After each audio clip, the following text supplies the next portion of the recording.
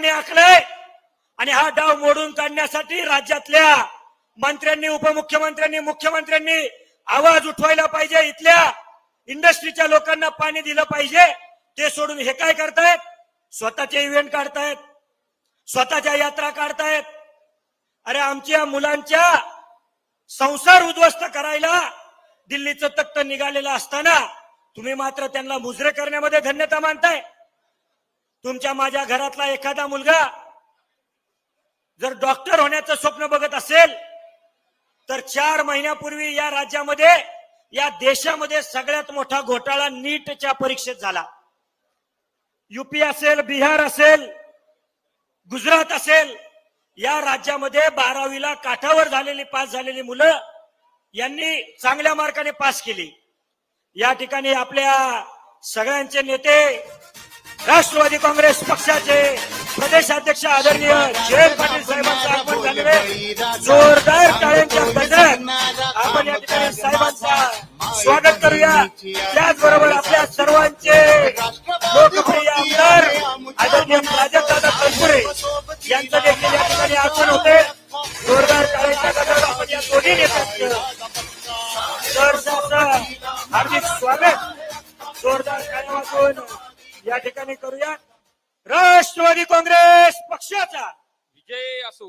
राष्ट्रवादी काँग्रेस पक्षाचा विजय असो.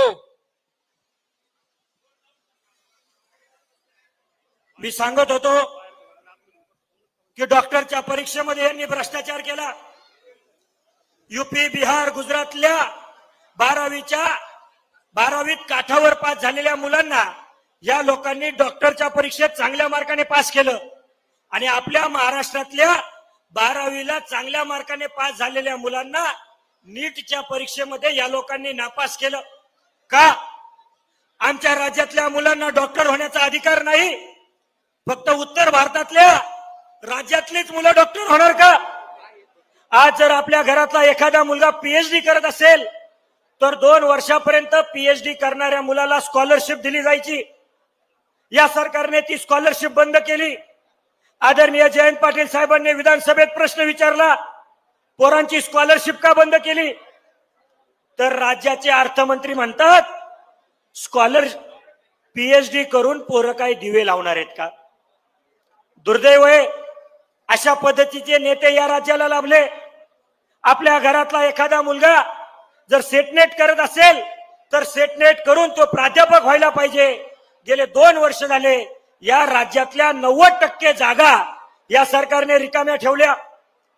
आपल्या घरातला एखादा मुलगा जर फार्मसीचं शिक्षण घेत असेल तर मागच्या वर्षीपर्यंत त्याला 18,000 रुपये एम फार्मसीला स्टायपेंड मिळत होता. या सरकारने तो स्टायपेंड बंद केला.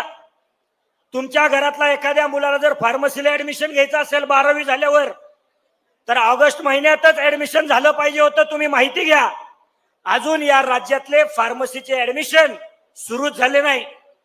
का सुरू झाले नाही? ऍडमिशन प्रक्रिया सुरू करण्याची मान्यता जी संस्था देते त्या संस्थेचं नाव आहे फार्मसी काउन्सिल ऑफ इंडिया. या फार्मसी काउन्सिल ऑफ इंडियाने काय केलं?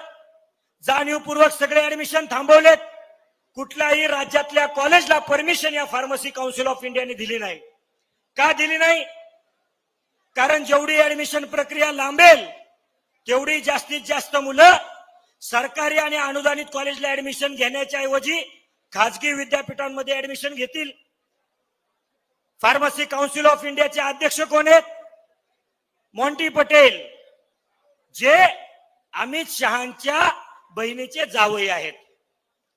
मी जसं मगाशी तुम्हाला म्हणालो, या राज्यातल्या आणि देशातल्या प्रशासकीय यंत्रणेमध्ये घुसून या महाराष्ट्राची प्रशासकीय यंत्रणा मोडीत काढून तुमच्या माझ्यावर अन्याय करण्याचं आणि स्वतःचे खिसे भरण्याचं काम हे दिल्लीचं तख्त करतंय. आणि म्हणून खऱ्या अर्थाने हे सगळं तुम्हाला आणि मला मिळून बदलावं लागेल. आज महाराष्ट्रावर 2014 साली 2 लाख कोटी कर्ज होतं. या लोकांनी गेल्या 10 वर्षामध्ये हे 8 लाख कोटी कर्ज या महाराष्ट्रावर करून ठेवलं. मग एका बाजूला आम्हाला कुठल्याच पद्धतीने न्याय मिळत नाही, आमच्या मुलांच्या शिक्षणाची दारं तुम्ही बंद केली, आणि दुसऱ्या बाजूला मात्र गुलाबी यात्रा काढून तुम्ही तुमचे इव्हेंट करता आणि आमच्या मुलांचं भवितव्य अंधारात ढकलण्याचं काम करताय आणि आम्हाला वर 1,500-2,000 रुपये देऊन आमचं मत विकत घेण्याचा प्रयत्न करताय. हा कुटील डाव मला असं वाटतं मित्रांनो, येणाऱ्या विधानसभेच्या निवडणुकीच्या निमित्तानं मोडून काढून पुन्हा एकदा महाराष्ट्राच्या स्वाभिमानाचं सरकार या महाराष्ट्रामध्ये आणण्याची जबाबदारी तुमची आणि माझी आहे. म्हणून येणाऱ्या काळात आदरणीय पवार साहेबांच्या मार्गदर्शनाखाली आणि आदरणीय जयंत पाटील साहेबांच्या नेतृत्वाखाली महाविकास आघाडीचं सरकार या राज्यामध्ये आणण्याचा संकल्प आजच्या सभेच्या निमित्तानं आपण सर्वजण मिळून करूयात ही इच्छा आणि अपेक्षा या ठिकाणी व्यक्त करतो आणि थांबतो. धन्यवाद. जय हिंद, जय महाराष्ट्र, जय राष्ट्रवादी. धन्यवाद. सन्मान श्री सुनीलजी भाऊजी गव्हाणे पाटील यांचं तोलामोलाचं मार्गदर्शन आपण या ठिकाणी नक्कीच अनुभवलं. मनपूर्वक धन्यवाद. या ठिकाणी सर्व कार्यकर्त्यांना विनंती आहे, जो एंट्री सेटअप आहे या ठिकाणी राजमार्ग, कृपया त्यामध्ये आपण समोर येऊन स्थानापन्न व्हायचंय. गेटमध्ये उभे असलेल्या कार्यकर्त्यांना विनंती आहे, पुढे या, इकडं पुढे सरका. एंट्री गेट मध्ये जो राजमार्ग आहे त्यामध्ये बसून घ्या, व्यवस्थित उभे राहू नका कोणी. उपस्थित पुन्हा एकदा सर्व व्यासपीठावरती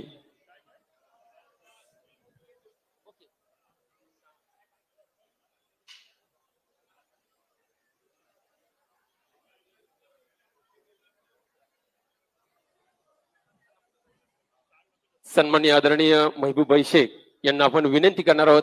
डायक्स वरती जोरदार टाळ्यांच्या गजरामध्ये आपण महबूबाई शेख यांचं स्वागत करणार आहोत. तोलामोलाचं मार्गदर्शन. छत्रपती शिवाजी महाराजांना अभिप्रेत असणारं शिवस्वराज्य 2024च्या विधानसभेच्या निवडणुकीच्या नंतर महाराष्ट्राच्या विधानसभेत यावं म्हणून 9 ऑगस्ट क्रांतीदिनी शिवजन्मभूमीतून या शिवस्वराज्य यात्रेची सुरुवात झाली.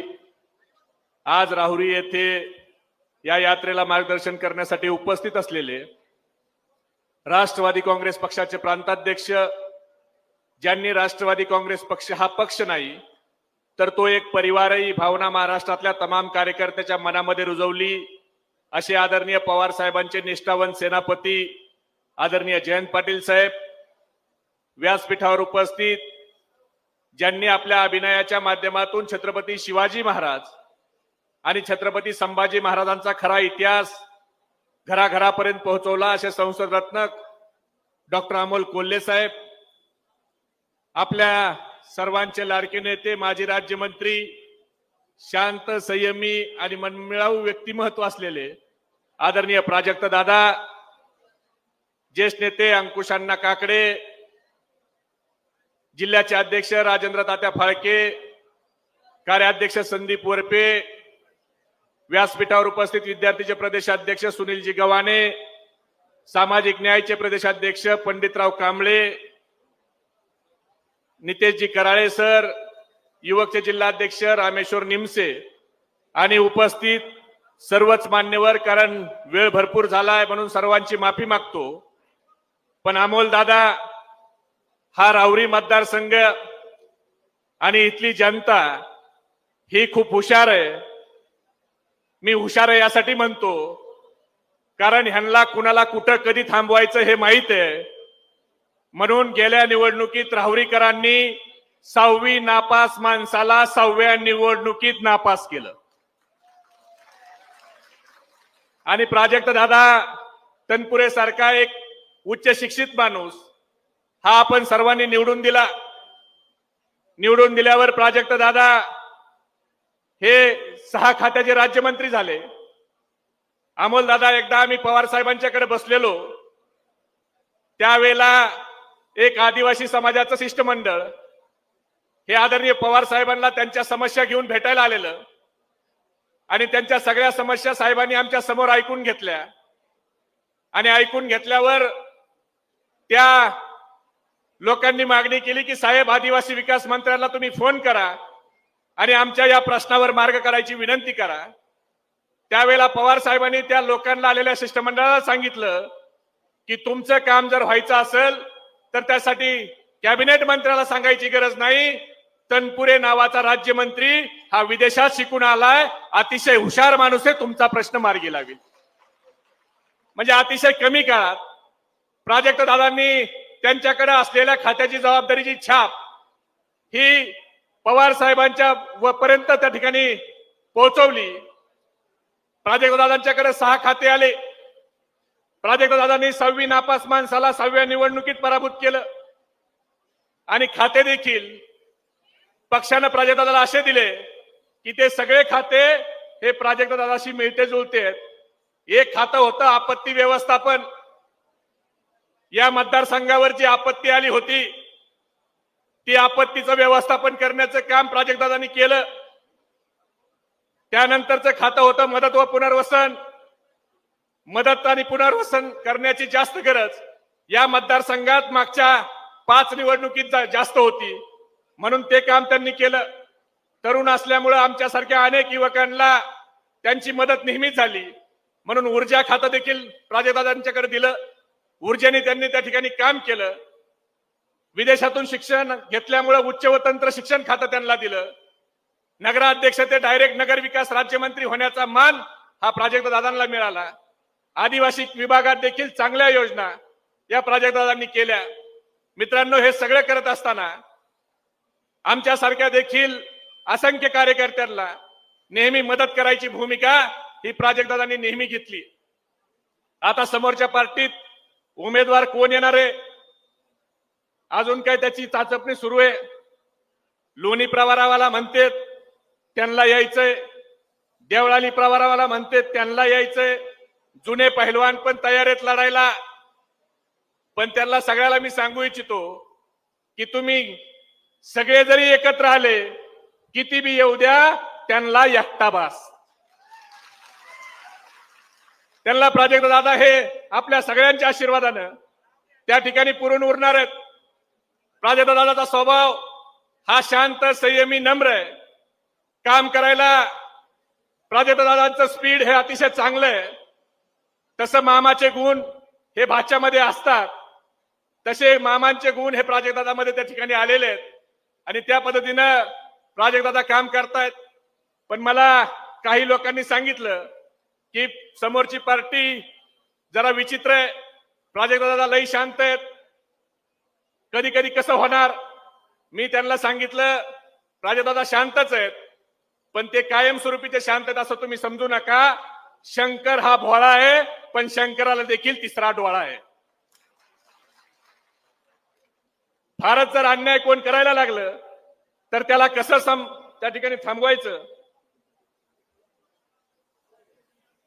त्यांना कसं त्या ठिकाणी थांबवायचं हे प्राजक्त दादाला माहिती आहे. कारण ज्यांना पवार साहेबांनी अधिकृत टप्प्यात आणून कार्यक्रम करायची जबाबदारी दिली त्या जयंत पाटील साहेबाचेच ते भाचे आहेत. त्यामुळे योग्य वेळी ते त्या ठिकाणी प्रतिक्रिया देतील.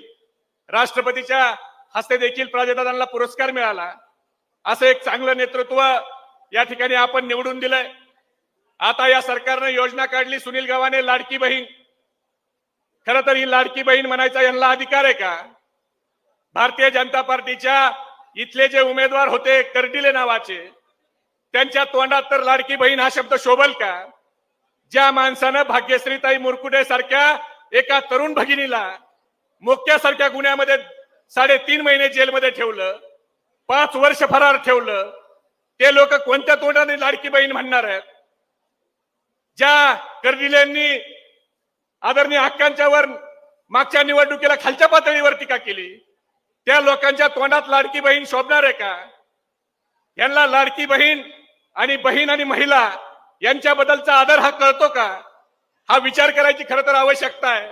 आज लाडकी बहीण म्हणून कोण मिरवतोय? अजितदादा.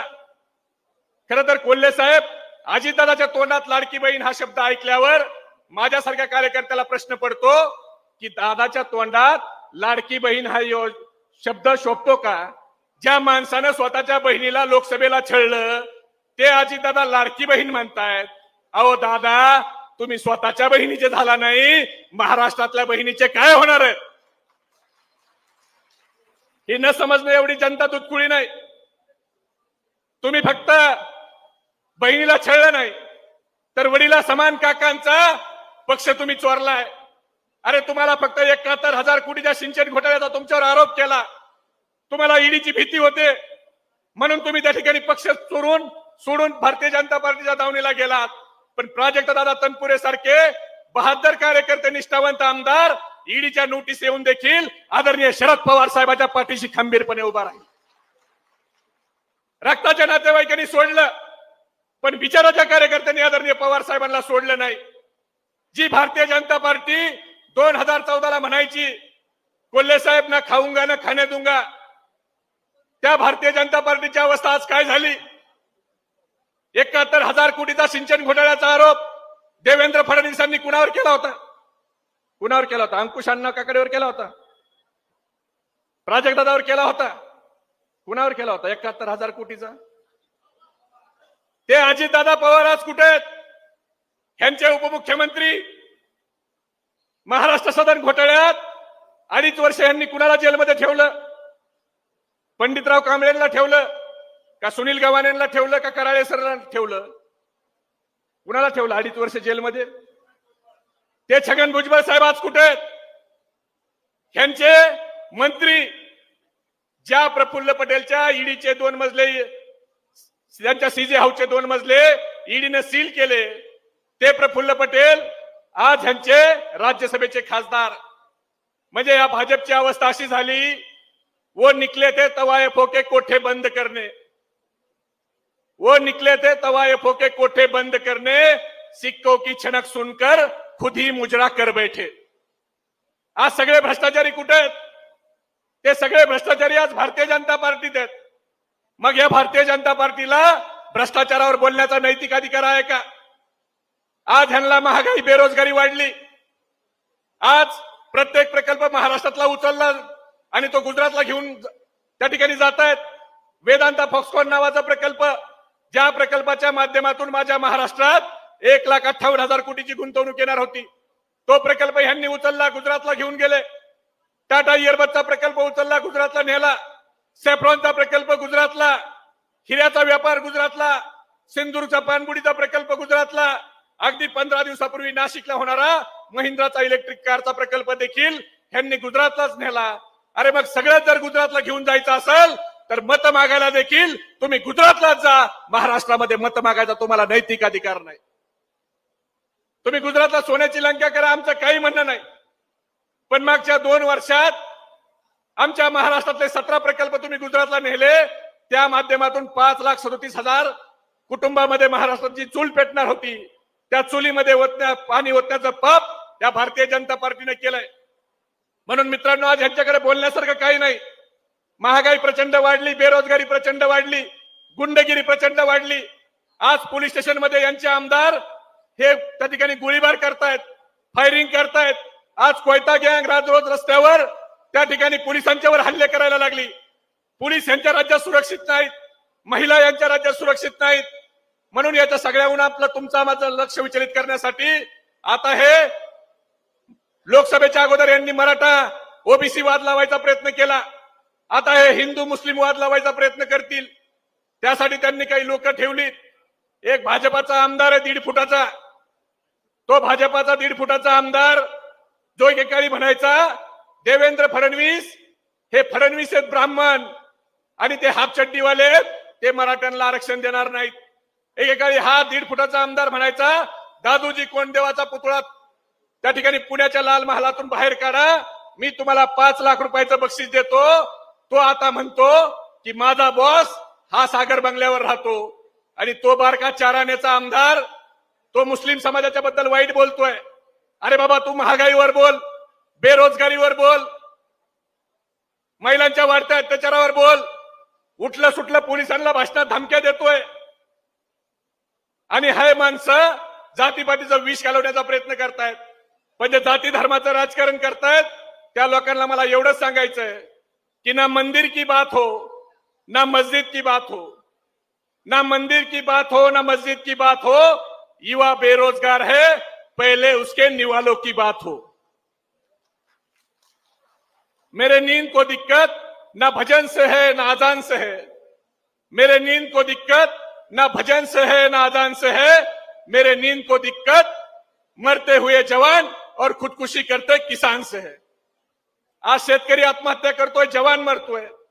पण हे सरकार जाती जाती धर्माधर्मात भांडण लावण्यात मित्रांनो व्यस्त आहे. म्हणून आपल्याला उद्याच्या निवडणुकीत देखील, मागच्या निवडणुकीत आपण प्राजक्तदादांना 31,000 मतांनी निवडून दिलं ना? किती? 24,000, 23,000.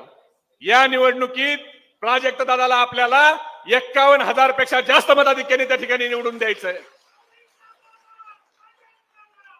आणि राहुरीकरांनी हे मागच्या निवडणुकीत दाखवून दिलंय.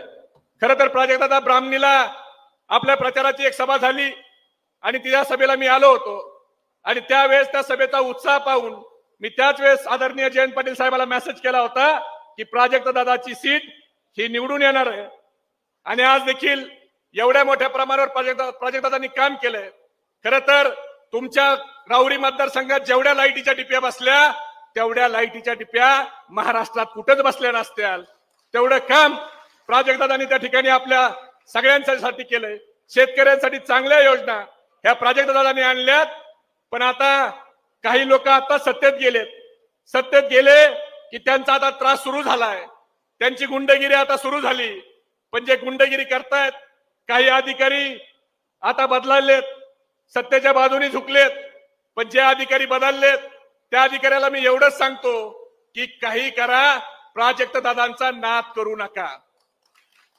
पहिल्याच टर्म मध्ये प्राजक्तदादा हे राज्यमंत्री झालेले आहेत आणि प्राजक्तदादा हे जयंत पाटील साहेबांचे भाचे आहेत. एवढं अधिकाऱ्यांनी लक्षात ठेवावं. उद्या आम्ही कोणत्याही अधिकाऱ्याच्या वाटेला जात नाही, पण आमच्या माणसाच्या जर कुणी वाटेला गेलं तर त्याला आम्ही सोडत देखील नाही. हे देखील तुम्ही लक्षात ठेवा. जे लोक अन्याय अत्याचार करतायत, दादागिरी करतायत, सत्तेच्या बळावर करतायत, त्या लोकांना मला एवढंच सांगायचंय, कुछ देर की खामोशी है फिर शोर आएगा. कुछ देर की खामोशी है फिर शोर आएगा.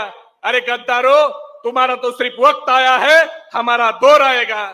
आणि या पद्धतीने आपल्या सगळ्यांना, प्राजक्तदादांना 51,000 मताच्या मताधिक्याने विधानसभेत पाठवायचंय का? एवढा कमी आवाज? ते पैलवानाचे कान मोठे आहेत, कान ठळ्या बसल्या पाहिजेत तिकडं. तुमचा आवाज एवढा कमी कसा जायचा? पाठवायचंय का? इकडच्या लोकांचा आवाज येत नाही. आपले जगा चेक करतो मी, मागच्या हॉल मधले. पाठवायचंय का? मग मी घोषणा देतो. हात वर करून घोषणा द्या. आपला हात वर असताना शेजाऱ्याकडे लक्ष ठेवा. ज्याचा हात खाली आहे समजून घ्या विरोधी पार्टीचा खबऱ्या आपलं काय चाललंय ऐकायला आलाय. इकडे पण मी लक्ष देणार आहे बरं का. मागच्या हॉलमध्ये छत्रपती शिवाजी महाराज की, छत्रपती शिवाजी महाराज की. शरद पवार साहब तुम आगे बढ़ो. देश का नेता कैसा हो? जयंत पाटील साहब तुम आगे बढ़ो. जयंत पाटील साहब तुम आगे बढ़ो. अमोल दादा कोल्हे तुम आगे बढ़ो. प्राजक्त दादा तुम आगे बढ़ो. धन्यवाद. जय हिंद, जय महाराष्ट्र, जय राष्ट्रवादी. धन्यवाद. अतिशय जोरदार घोषणांच्या मध्ये ज्यांनी आपल्याला या ठिकाणी स्वागत केलं आहे. नुकतंच या ठिकाणी ज्यांचं शुभ आगमन होते, व्यापारी असोसिएशनचे असणारे मार्गदर्शक नितीन शेठ बापना सोबतच सन्मान श्री किसनरावजी पाटील जवरे दोन्ही मान्यवरांना व्यासपीठावरती निमंत्रित करतो. या ठिकाणी सर्वच मान्यवरांचा आदरपूर्वक सन्मान सोहळा आपण सन्माननीय प्राजक्तदादा तनपुरे, आदरणीय MD सोनवणे पाटील यांच्या शुभ हस्ते व्यासपीठावरती घेणार आहोत. जोरदार टाळ्यांच्या गजरामध्ये सन्माननीय आदरणीय श्री जयंतजी पाटील साहेब, सन्माननीय विद्यमान खासदार अमोलजी कोल्हे साहेब, सर्वच मान्यवरांचा एकाच पुष्पगुंफामध्ये आपण या ठिकाणी गुंफून आदरपूर्वक सन्मान करणार आहोत. जोरदार टाळ्यांच्या गजरामध्ये माझा माय बहिणीची आली काळजाची हाक, राष्ट्रवादी होती आहे आमच्या मनात. जोरदार टाळ्या झाल्या पाहिजे. राष्ट्रवादी केलाय राजा पक्का. सोबतीला महाराष्ट्र आहे अख्खा, उजळेला राष्ट्रवादी केलाय राजा पक्का.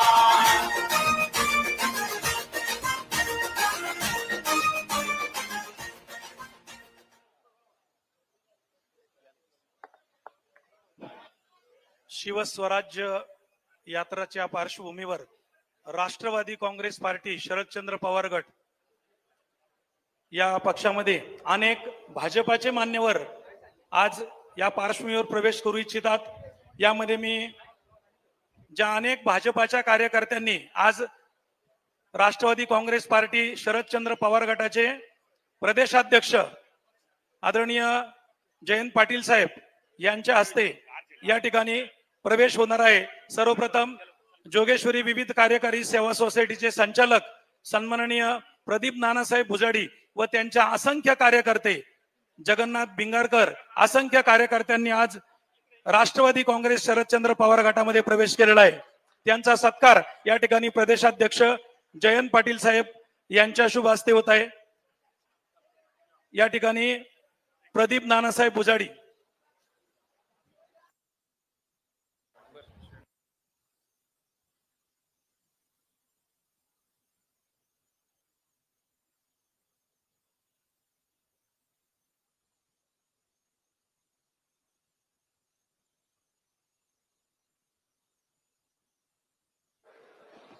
प्रदीप नानासाहेब भुजाडी जोगेश्वरी विविध कार्यकारी सोसायटीचे संचालक, त्याचप्रमाणे जगन्नाथ भिंगारकर त्यांच्या मित्रमंडळाने या ठिकाणी आज प्रदेशाध्यक्ष जयंतराव पाटील साहेब यांच्या उपस्थितीमध्ये, सर्व मान्यवरांच्या उपस्थितीमध्ये राष्ट्रवादी काँग्रेस पार्टी शरदचंद्र पवार गटामध्ये प्रवेश केलेला आहे।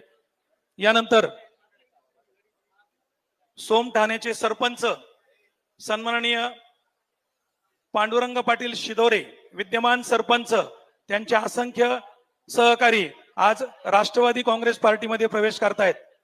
सन्माननीय पांडुरंग शिदोरे, सन्माननीय पांडुरंग शिदोरे सोम ठाण्याचे सरपंच, त्याचप्रमाणे बबनराव जाधव ग्रामपंचायत सदस्य सोम ठाणे, शेखर काळे, शेखर कराळे, योगेश कराळे, अशोक कराळे, नवनाथ कराळे, बाळासाहेब शिदोरे, शहादेव वाकचौरे, आज हे सर्वजण राष्ट्रवादी काँग्रेस पार्टी शरदचंद्र पवार गटामध्ये प्रवेश करत आहेत। यानंतर गेनुबुवा सखाराम तोडमल, माजी उपसरपंच राहुरी खुर्द, हे देखील आज राष्ट्रवादी काँग्रेस पार्टीमध्ये प्रवेश करतायत। त्यांनी आज या ठिकाणी व्यासपीठावर यायचंय। त्याचप्रमाणे तांबेरे या ठिकाणचे प्रदीप भुजाडी या ठिकाणी व्यासपीठावर यायचंय। यानंतर तांबेरे येथील असंख्य भाजपचे कार्यकर्ते, अनेक कार्यकर्ते आज राष्ट्रवादी काँग्रेस पार्टीमध्ये येत आहेत। सुधाकर लक्ष्मण गागरे, गावकरी नाना आणि त्यांच्या सर्व सहकाऱ्यांनी या ठिकाणी व्यासपीठावर यायचंय। सुधाकर लक्ष्मण गागरे, गावकरी नाना, माजी भाजपा तालुका अध्यक्ष, त्याचप्रमाणे अशोक नाना मुसमाडे, माजी सरपंच, विद्यमान संचालक तांबेरे विविध कार्यकारी सेवा सोसायटी, भीमराज पाटील बेलकर, तंटामुक्ती अध्यक्ष, चंद्रकांत पाटील कांबळे, उपसरपंच तांबेरे ग्रामपंचायत, त्याचप्रमाणे संतोष गागरे, भाजपाचे युवा कार्यकर्ते, शिवराम पाटील तांबे,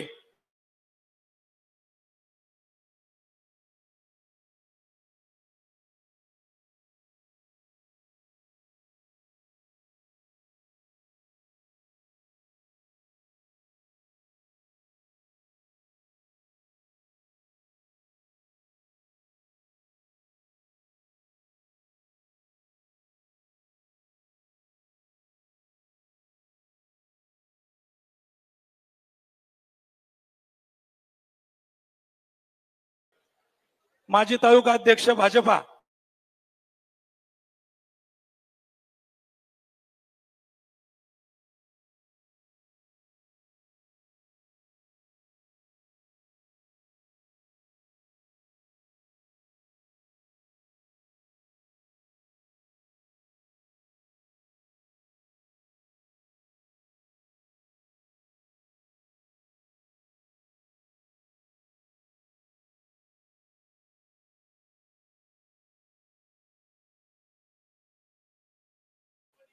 राष्ट्रवादी काँग्रेस पार्टीमध्ये प्रवेश केलेला आहे।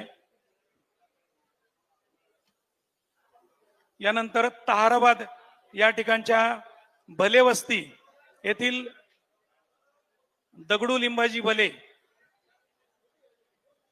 ताऊजी भले, पाराजी भले, भारत गागरे, चंद्रभान गागरे, साहेबराव भले, लिंबराज भले, श्रीधर भले, कुशीनाथ भले, काशीनाथ भले, चंदू भले, संपूर्ण भले वस्तीचा परिवार या ठिकाणी आलेला आहे।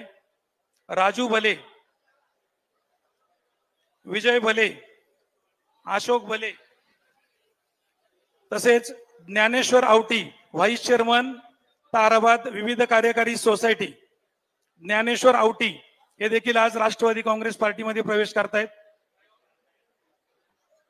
ज्ञानेश्वर आवटी, हेमंत गांगड, किरण गागरे, भास्कर जगताप, बाळासाहेब गांगड, कृष्णा भले, रेवजी गांगड,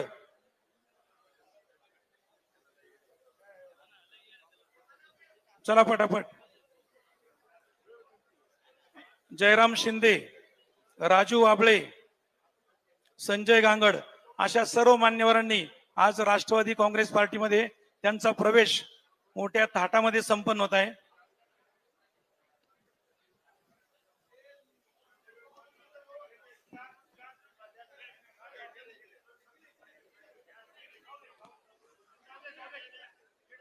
मफलर द्या, मफलर.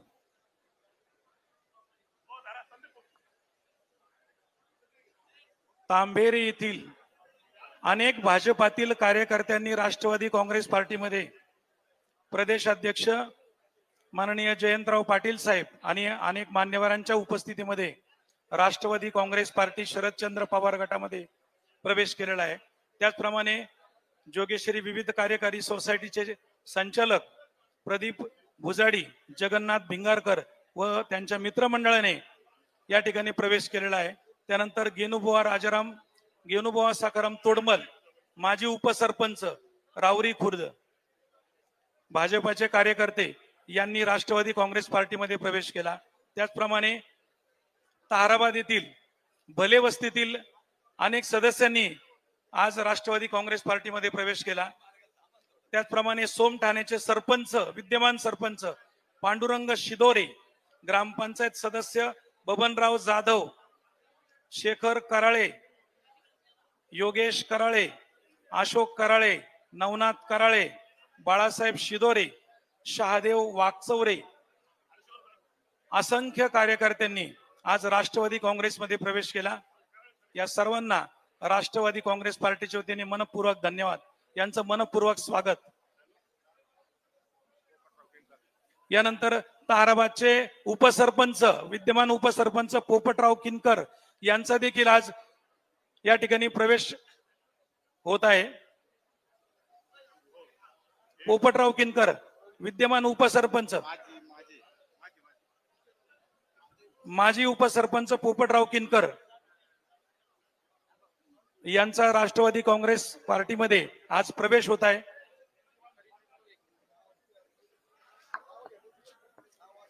राष्ट्रवादी काँग्रेस सामाजिक न्याय विभाग नगर तालुका कार्याध्यक्षपदी रवींद्र पोपटराव जाधव, पिंपळगाव माळवी यांची निवड करण्यात आली आहे. जोरदार टाळ्यांच्या गजरामध्ये व्यासपीठावरती त्यांचं स्वागत आहे. पुढील कार्यकर्तृत्वासाठी जोरदार तुमच्या भरभरून शुभेच्छा आमच्या कार्यकर्त्यांकडून तुमच्यासाठी आहे. व्यासपीठावर सर्वच कार्यकर्त्यांचं आदरणीय पाटील साहेबांच्या शुभ हस्ते आदरपूर्वक सन्मान करण्यात आला आहे. सोबतच सन्माननीय विद्यमान खासदार अमोलजी कोल्हे साहेब यांच्या वतीने सुद्धा सर्वच कार्यकर्त्यांचं भरभरून स्वागत झाले आहे. खरोखर दादांचं व्यक्तिमत्व वळवून खरोखर आपण या ठिकाणी या राष्ट्रवादी काँग्रेसमध्ये प्रवेश केला. मनपूर्वक सर्वांचं भरभरून स्वागत आहे. सन्माननीय श्री रवींद्र पोपटरावजी जाधव यांची या ठिकाणी निवड करण्यात आली आहे राष्ट्रवादी सामाजिक न्याय विभाग नगर तालुका कार्याध्यक्षपदी. सन्मान श्री श्रीकांत रंगनाथजी पाटील घोरपडे यांची सुद्धा या ठिकाणी निवड झाली आहे. कृपया आपला सन्मान स्वीकारण्यासाठी आपण व्यासपीठावर यायचं आहे. सन्माननीय किशोर बंशी सिकारे यांचं सुद्धा पुढील कार्यासाठी भरभरून अभिनंदन आहे. धन्यवाद.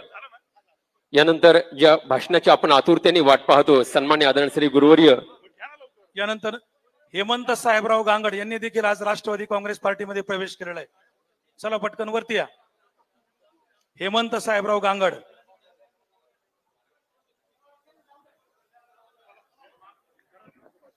सन्माननीय गुरुवर्य कराळे सर यांना आपण डायक्स वरती निमंत्रित करणार आहोत. सन्मान श्री कराळे सर, सन्मान श्री नितेशजी कराळे सर,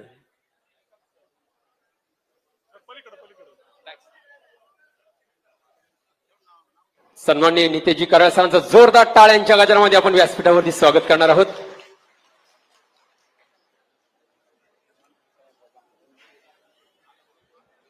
स्वराज्याचे संस्थापक छत्रपती शिवाजी महाराज ज्या माणसाने माणसाला माणूस म्हणून जगण्याचा अधिकार दिला असे भारतीय राज्यघटनेचे शिल्पकार डॉक्टर बाबासाहेब आंबेडकर आणि या समाज सुधारणेमध्ये ज्या ज्या महापुरुषांनी आपलं योगदान दिलं असं सर्वांना मी वंदन करतो. या विचार मंचावर उपस्थित असणारे राष्ट्रवादी काँग्रेस पक्षाचे अध्यक्ष, संयमी नेतृत्व, या महाराष्ट्राला राष्ट्रवादी पार्टीला लाभलेला आहे असे जयंतदादा पाटील, ज्यांच्या विचारातून या महाराष्ट्रभर छत्रपती संभाजी महाराजांचे विचार घराघरापर्यंत पोहोचले आणि ही शिवस्वराज्य यात्रा ज्यांच्या संकल्पनेतून आता राबवण्यात येत आहे असे संसद रत्न माननीय खासदार अमोलदादा कोल्हे, त्यानंतर राष्ट्रवादी युवक काँग्रेसचे अध्यक्ष मेहबूबदादा शेख, विद्यार्थी युवक काँग्रेसचे अध्यक्ष सुनीलदादा गव्हाणे, आपल्या नगर जिल्ह्याचे राष्ट्रवादी काँग्रेसचे अध्यक्ष राजेंद्र तात्या फायके, या मतदारसंघात राहुरीमध्ये मी याच्या अगोदरही आलो आहे आणि या मतदारसंघात तुम्ही ज्यांना भरभरून मागच्या वेळेस भरभरून मतांनी निवडून दिलं, याही वेळेस त्यांच्या पाठीशी खंबीरपणे उभे आहे असे प्राजक्त दादा तनपुरे. मी याच्या अगोदर लोकसभेच्या वेळेस प्रचारासाठी येऊन गेलो आणि बरेचसे लोकसभेचे मुद्दे बऱ्याच सभेत गाजले, पण आता सध्या विधानसभेचं इलेक्शन आहे आणि या विधानसभेच्या इलेक्शन मध्ये मी पाहून राहिलो, आता महाराष्ट्राच्या मुख्यमंत्र्यांनी महाराष्ट्राच्या विधानसभेत मागच्या अधिवेशनात सांगितलं होतं का आमचे जे जिल्हा परिषदच्या शाळेतले पोट्टे आहे यायले म्हणे आम्ही नवीन चांगले ड्रेस चांगल्या क्वालिटीचे देणार आहे आणि ड्रेस दाखवले होते. प्राथमिक शाळेच्या जिल्हा परिषदच्या शाळेच्या पोरायले वर्षाभरात 2 ड्रेस भेटते, एक 15 ऑगस्टले आणि एक 26 जानेवारीले. एक दाढीवाला तिथं आहे, एक दाढीवाला इथं आहे. यायले मला प्रश्न विचारायचा आहे, 15 ऑगस्ट निघून गेली पण अजूनही पोरायले ड्रेस भेटले नाही. 15 ऑगस्टले आपल्या शाळेच्या पोरायनं ठिगळे लावलेले ड्रेस घातले होते. हे ड्रेस एका जळगावच्या बीजेपीच्या माणसाला त्याचे कॉन्ट्रॅक्ट दिले आहे का तूच बनव, म्हणजे एकालेच बंद्या महाराष्ट्राचे ड्रेसचे कॉन्ट्रॅक्ट एकाच माणसाले. पहिले हे प्राथमिक शिक्षण समिती जे गावात राहत होती त्याचे लोक कपडा आणायचे आणि शिवाचे. म्हणजे तुम्ही विचार करा का हे किती पैसे कमावण्याच्या मागे लागलेले आहे. 50 खोके एकदम ओके. आता त्याच्यानंतर याच तिघाडी सरकारनं महाराष्ट्राच्या जिल्हा परिषदच्या शाळा ज्याची पटसंख्या 20 आहे तो बंद करण्याचा जी.आर. काढला होता.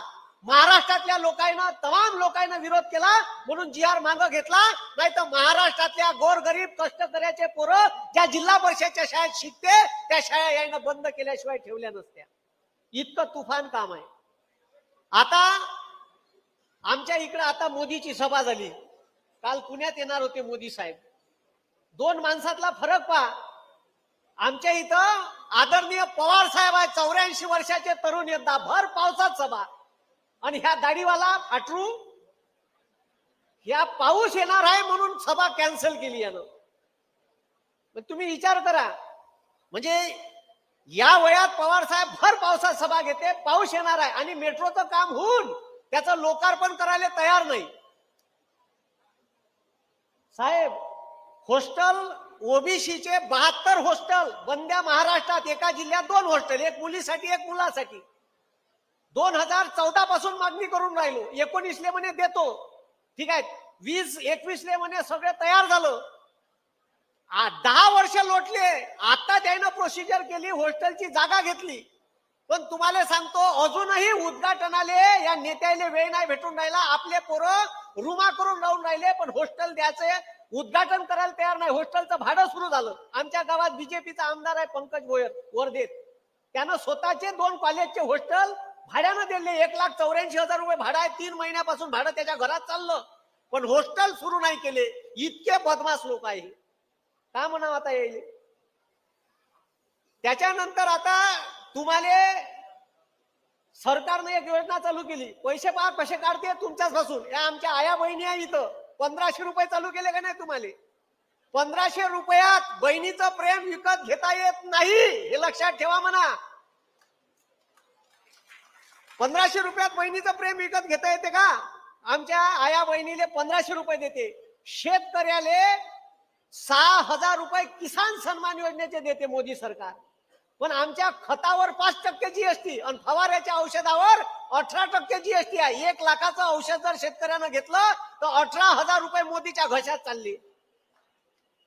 म्हणजे 6,000ची भीक द्यायची, 18,000 खिशातून काढून घ्यायचे. इतके बदमाश लोक सत्तेत बसवले आहे. याले जबाबदार आपणच आहे. पण आता जसं तुम्ही लोकसभेत परिवर्तन केलं तसं येणाऱ्या निवडणुकीत आपल्याला परिवर्तन घडून आणायचं आहे आणि पुन्हा या मतदारसंघातून प्राजक्तदादाला आमदार आपल्याला करायचं आहे. त्याच्यानंतर मी आता एक सर्वे म्हणजे मी एक अभ्यास केला. मी नेहमीच त्याच्याबाबत चालू ना काही. आता मनमोहन सिंगाच्या 10 वर्षातला अभ्यास केला आणि ह्या दाढीवाल्याच्या 10 वर्षाचा अभ्यास केला. का यानं शेतकऱ्याच्या जे 26 पिकाचे हमी भाव जाहीर केले केंद्र सरकार, यानं 10 वर्षात किती भाव वाढवले. तर तुम्हाला सांगतो, मोदीनं सोयाबीनच्या 10 वर्षात सोयाबीनवर आणि कापसावर यानं का सत्यानाश केला तुम्हाला सांगतो. किती 10 वर्षात किती भाव वाढवले. तर मनमोहन सिंगांच्या काळात सोयाबीनचा भाव होता 2003-04 मनमोहन सिंग आले तेव्हा 930 रुपये. सगळे व्हिडिओ टाकलाय मी युट्यूबवर. आणि 14 त्याचं पद गेलं तेव्हा भाव होते 2560 रुपये. म्हणजे 10 वर्षात मनमोहन सिंगांनी सोयाबीनच्या भावात, मनमोहन सिंगाचं सरकार होतं आणि महाराष्ट्राचे कृषी मंत्री होते आदरणीय पवार साहेब. त्यावेळेस 175% भाववाढ झाली. म्हणजे 250% दुपटीपेक्षा जास्त. तुम्ही विचार करा, 9×3=27 म्हणजे जवळपास तिप्पट भाववाढ केली सोयाबीनची. आणि ह्या दाढीवाल्यानं पहा का केलं. ठीक आहे, या दाढीवाल्याचा विषय पहा. यानं काय केलंय, अरे बा, यानं ह्या जेव्हा सत्तेत आला तेव्हा 2560 रुपये भाव होते. आणि आता 2023-24 मागच्या वर्षी 4006 रुपये सोयाबीनचा हमी भाव होता. ह्या पठ्ठ्यानं फक्त 79% सोयाबीनच्या भावात वाढ केली 10 वर्षात. इतकं चालू आहे. आणि यानं भाषणात सांगितलं होतं 14 का शेतकऱ्याचा हमी भाव 2.5 पटीनं वाढवण. 2.5 पट सोडा, दुप्पट नाही वाढला. म्हणजे यानं जे भाव होते 2500, मनमोहन सिंगच्या काळात जर म्हणलं तर आता सोयाबीनचा भाव 7,500च्या घरात पाहिजे होता. एकव्या सोयाबीनचे भाव 12,000वर गेले होते. ह्या पट्ट्यानं काय केलं माहित आहे का, अमेरिकेहून जेनेटिकली मॉडिफाईड म्हणजे जे सोयाबीन आपल्याला लावायची परवानगी नाही ते सोयाबीनची ढेप बोलावली अकातल्यासारखी. आणि सोयाबीनचे भाव 12,000वरून 4,000वर आले. इतकं बदमाश आहे. तुरीचे भाव वाढले. एकव्या तुरीची डाळ बोलावली इजिप्त वरून. किती बोलावली, अकातल्यासारखी बोलावून घेतली. सोयाबीनचे भाव, तुरीचे भाव 4,000वर आले 12,000वरून. तर कंट्रोलने 32 रुपये किलो विकली भोगदाड पडलेली तुरीची डाळ. सार्वजनिक वितरण प्रणाली. म्हणजे आपले पोरं शिकले नाही पाहिजे. त्याच्यानंतर एमपीएससी, ग्रामसेवक, तलाठी, पोलीस भरती ह्या परीक्षा एमपीएससीने द्या असं मी कितीतरी वेळा म्हणलं. वर्ग 3, वर्ग 4च्या. पण एमपीएससी घ्यायला तयार आहे पण हे द्यायला तयार नाही. यानं प्रायव्हेट संस्था नेमल्या, तिथून काही गल्लोऱ्या खायला भेटत असेल. छत्रपती शिवाजी महाराजाच्या नावानं राजकारण करते. याची निष्ठा तरी आहे का छत्रपतीचं नाव घ्याले. सुरत मार्गे गुवाहाटी पैते, गोवा मार्ग वापस येऊन सकाळी शपथविधी घेते. अरे घेते ना. आणि मग आम्हाला हे सांगते निष्ठा. छत्रपती शिवाजी महाराजाचं स्वराज्य हे याच राज्यातल्या 12 बलुतेदार 18 पगड जातीच्या निष्ठेवर अवलंबून होतं. तुमच्यासारखी निष्ठा 50 खोक्यात विकत घेऊन खाल्ली नाही. असे महाराष्ट्रातले काही निष्ठावंत लोक अजूनही जिवंत आहे आणि ते तुम्हाला फेरबदल करून दाखवल्याशिवाय राहणार नाही. तुम्ही उभा केलेला छत्रपती शिवाजी महाराजाचा पुतळा 8 महिन्यात पडते. तुम्हाला या महाराष्ट्रातली अस्मिता आजही प्रत्येक माणसाच्या मनात जिवंत आहे आणि ती अस्मिता निवडणुकीतून दाखवल्याशिवाय ठेवणार नाही. तुम्ही मार मोठाल्या गोष्टी केल्या होत्या. आम्ही छत्रपती शिवाजी महाराजाचं स्मारक 650 कोटी रुपयाचं कुठं उभारू? अरबी समुद्रात उभारू. त्याचे 25 करोड रुपये खर्च झाले पण अजून एकही ईट उभी केली नाही. म्हणून हे लक्षात ठेवा का सध्या काय बदलीचं आहे. आपल्याला बदल घडवणं गरजेचं आहे. जर पुन्हा आपण अशाच परिस्थितीत राहिलो तर ते उरावर बसल्याशिवाय राहणार नाही. म्हणून मला एवढंच सांगावं असं वाटते का आपल्या पवार साहेबांनी सगळ्या लोकांना म्हणजे जे पक्ष फोडून गेले त्याला आता थोडीशी लाज येऊन राहिली. आता आपलं डिसिजन तर चुकलं नाही. बीजेपीला असं वाटून राहिलं का आपलं डिसिजन चुकलं बा. आता तोंड दाखवायला जागा नाही जी. प्रत्येक ठिकाणी लोक विचारून राहिले आणि आता त्याच्या सीटा झाल्या नाही तर सीटा वाटपावरून भांडण लागते का का. पण आता महाविकास आघाडीचं सरकार येणाऱ्या काळात येणार आहे आणि जे लोकसभेचं इलेक्शन झालं त्याच्यात 170 जागांमध्ये आपण 288 मतदारसंघात आघाडीवर होतो. जे बहुमत तिथं होतं तेच बहुमत कायम राहिलं पाहिजे आणि तुमच्या मतदारसंघात पुन्हा एकदा एक महाविकास आघाडीचा राष्ट्रवादी काँग्रेस पार्टीचा उमेदवार म्हणून प्राजक्त दादाला निवडून द्यायचा आहे. मी मागून ठीक आहे मी आवाज देतो तुम्ही मागून आवाज द्या. रामकृष्ण हरी. दोन्ही हात वर करा. रामकृष्ण हरी. रामकृष्ण हरी. मला इथे आमंत्रित केलं त्याबद्दल खूप खूप धन्यवाद. जय हिंद जय महाराष्ट्र. धन्यवाद. दरम्यानच्या काळामध्ये ज्यांची आपण आतुरतेने वाट पाहतो विद्यमान खासदार सर्वांचं आदरस्थान सन्माननीय आदरणीय श्री निलेशजी लंके साहेबांचं जोरदार टाळ्यांच्या गजरामध्ये आपण व्यासपीठावरती स्वागत करणार आहोत. कोरोनाच्या काळामध्ये ज्यांचं नाव सुवर्ण अक्षरामध्ये भारत देशामध्ये नव्हे तर जगाच्या नकाशामध्ये ज्यांची नोंद झाली विद्यमान खासदार सन्माननीय आदरणीय निलेशजी लंके साहेबांचं व्यासपीठावरती जोरदार टाळ्यांच्या गजरामध्ये स्वागत आहे. रामकृष्ण हरी. वारकरी संप्रदायाची म्हणून या ठिकाणी कराळे सरांची मनपूर्वक धन्यवाद व्यक्त करतो.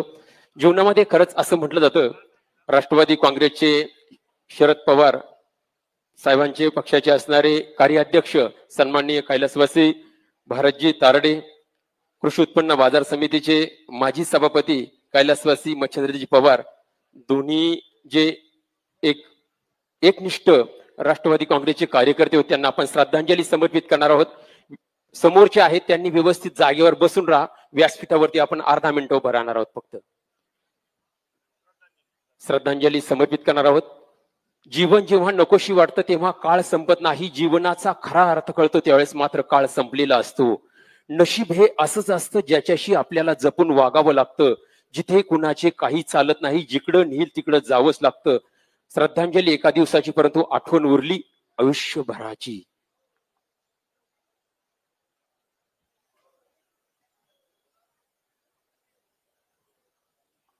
रामकृष्ण हरी. बसा.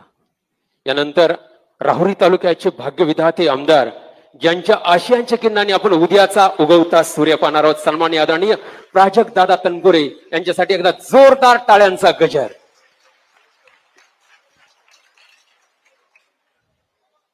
आजच्या आपल्या शिवस्वराज्य यात्रेसाठी आपल्या सर्वांना मार्गदर्शन करण्याला उपस्थित असलेले राज्याचे प्रांताध्यक्ष आमदार जयंत पाटील साहेब, खासदार अमोलजी कोल्हे साहेब, आपल्या सर्वांनी ज्यांना मोठ्या मताधिक्याने निवडून दिलं असे आपले खासदार निलेशजी लंके साहेब,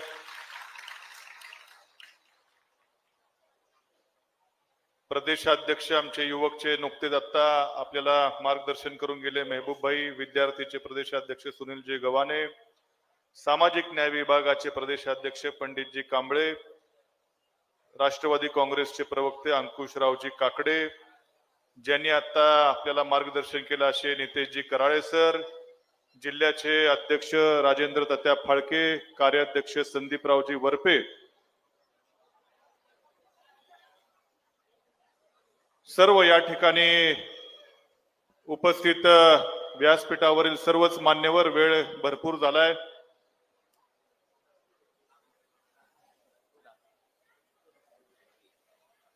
घेतलं ना खासदार अमोलजी कोल्हे साहेब, नाव राहिलं म्हटले पण घेतलं होतं मी. त्यांना कसं काय विसरू शकतो काय.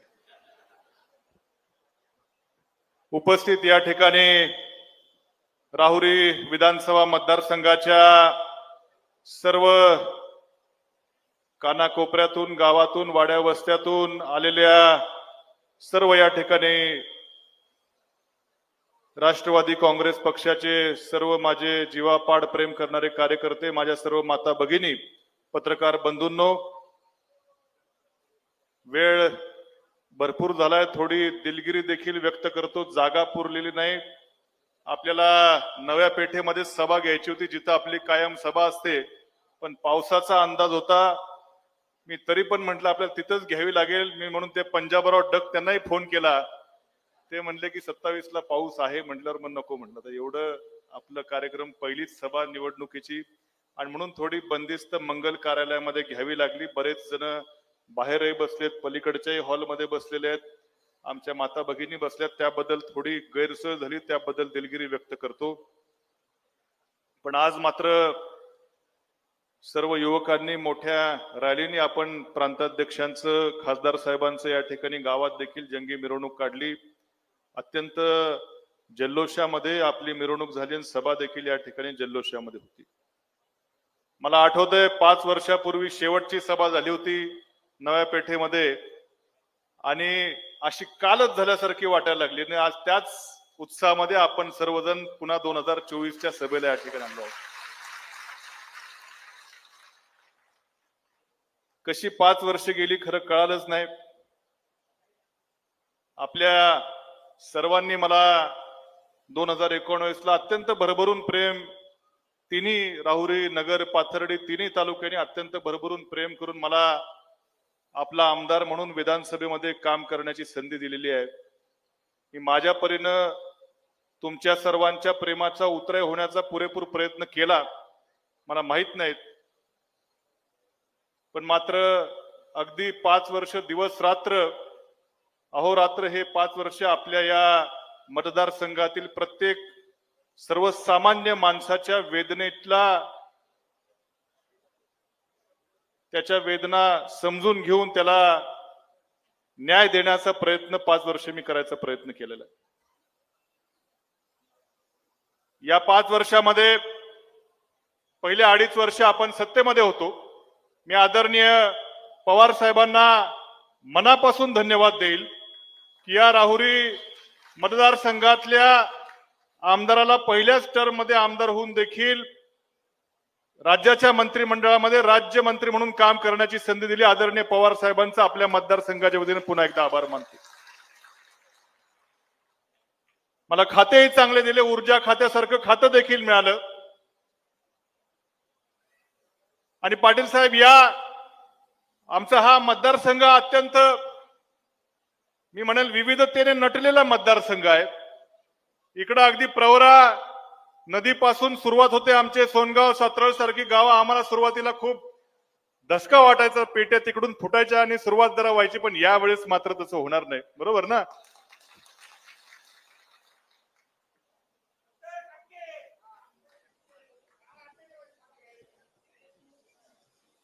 आमच्या बारागाव नांदूर जिल्हा परिषद गटामध्ये आमचे काही बरेच आदिवासी बहुल गाव आहेत, आमचे धनगर बांधवांची गाव आहेत. आमच्या मुळा धरणाच्या पलीकडं वावरत जांभळी सारखी गाव, आज इथं खूप, सगळ्यात आधी ते आले होते सभेला, खरी इथं बसलेत आमचे बांधव सगळे. वांबोरी सारखं जिल्हा परिषद गट आहे. आमच्या नदीकाठचा भाग आहे, ब्राह्मणी जिल्हा परिषद गटाचा असेल. नगर तालुक्याची गावं अक्षरशः नगर शहरापर्यंत, नागर देवळे, वडारवाडी पासून इकडे जेऊर पर्यंत आमचे डोंगरगण, आणि इकडे पाथर्डी तालुक्यात अगदी मराठवाड्यापर्यंतचा असा हा आमचा मतदारसंघ. आणि राहुरी शहर हे देखील तेवढंच महत्वाचं आहे.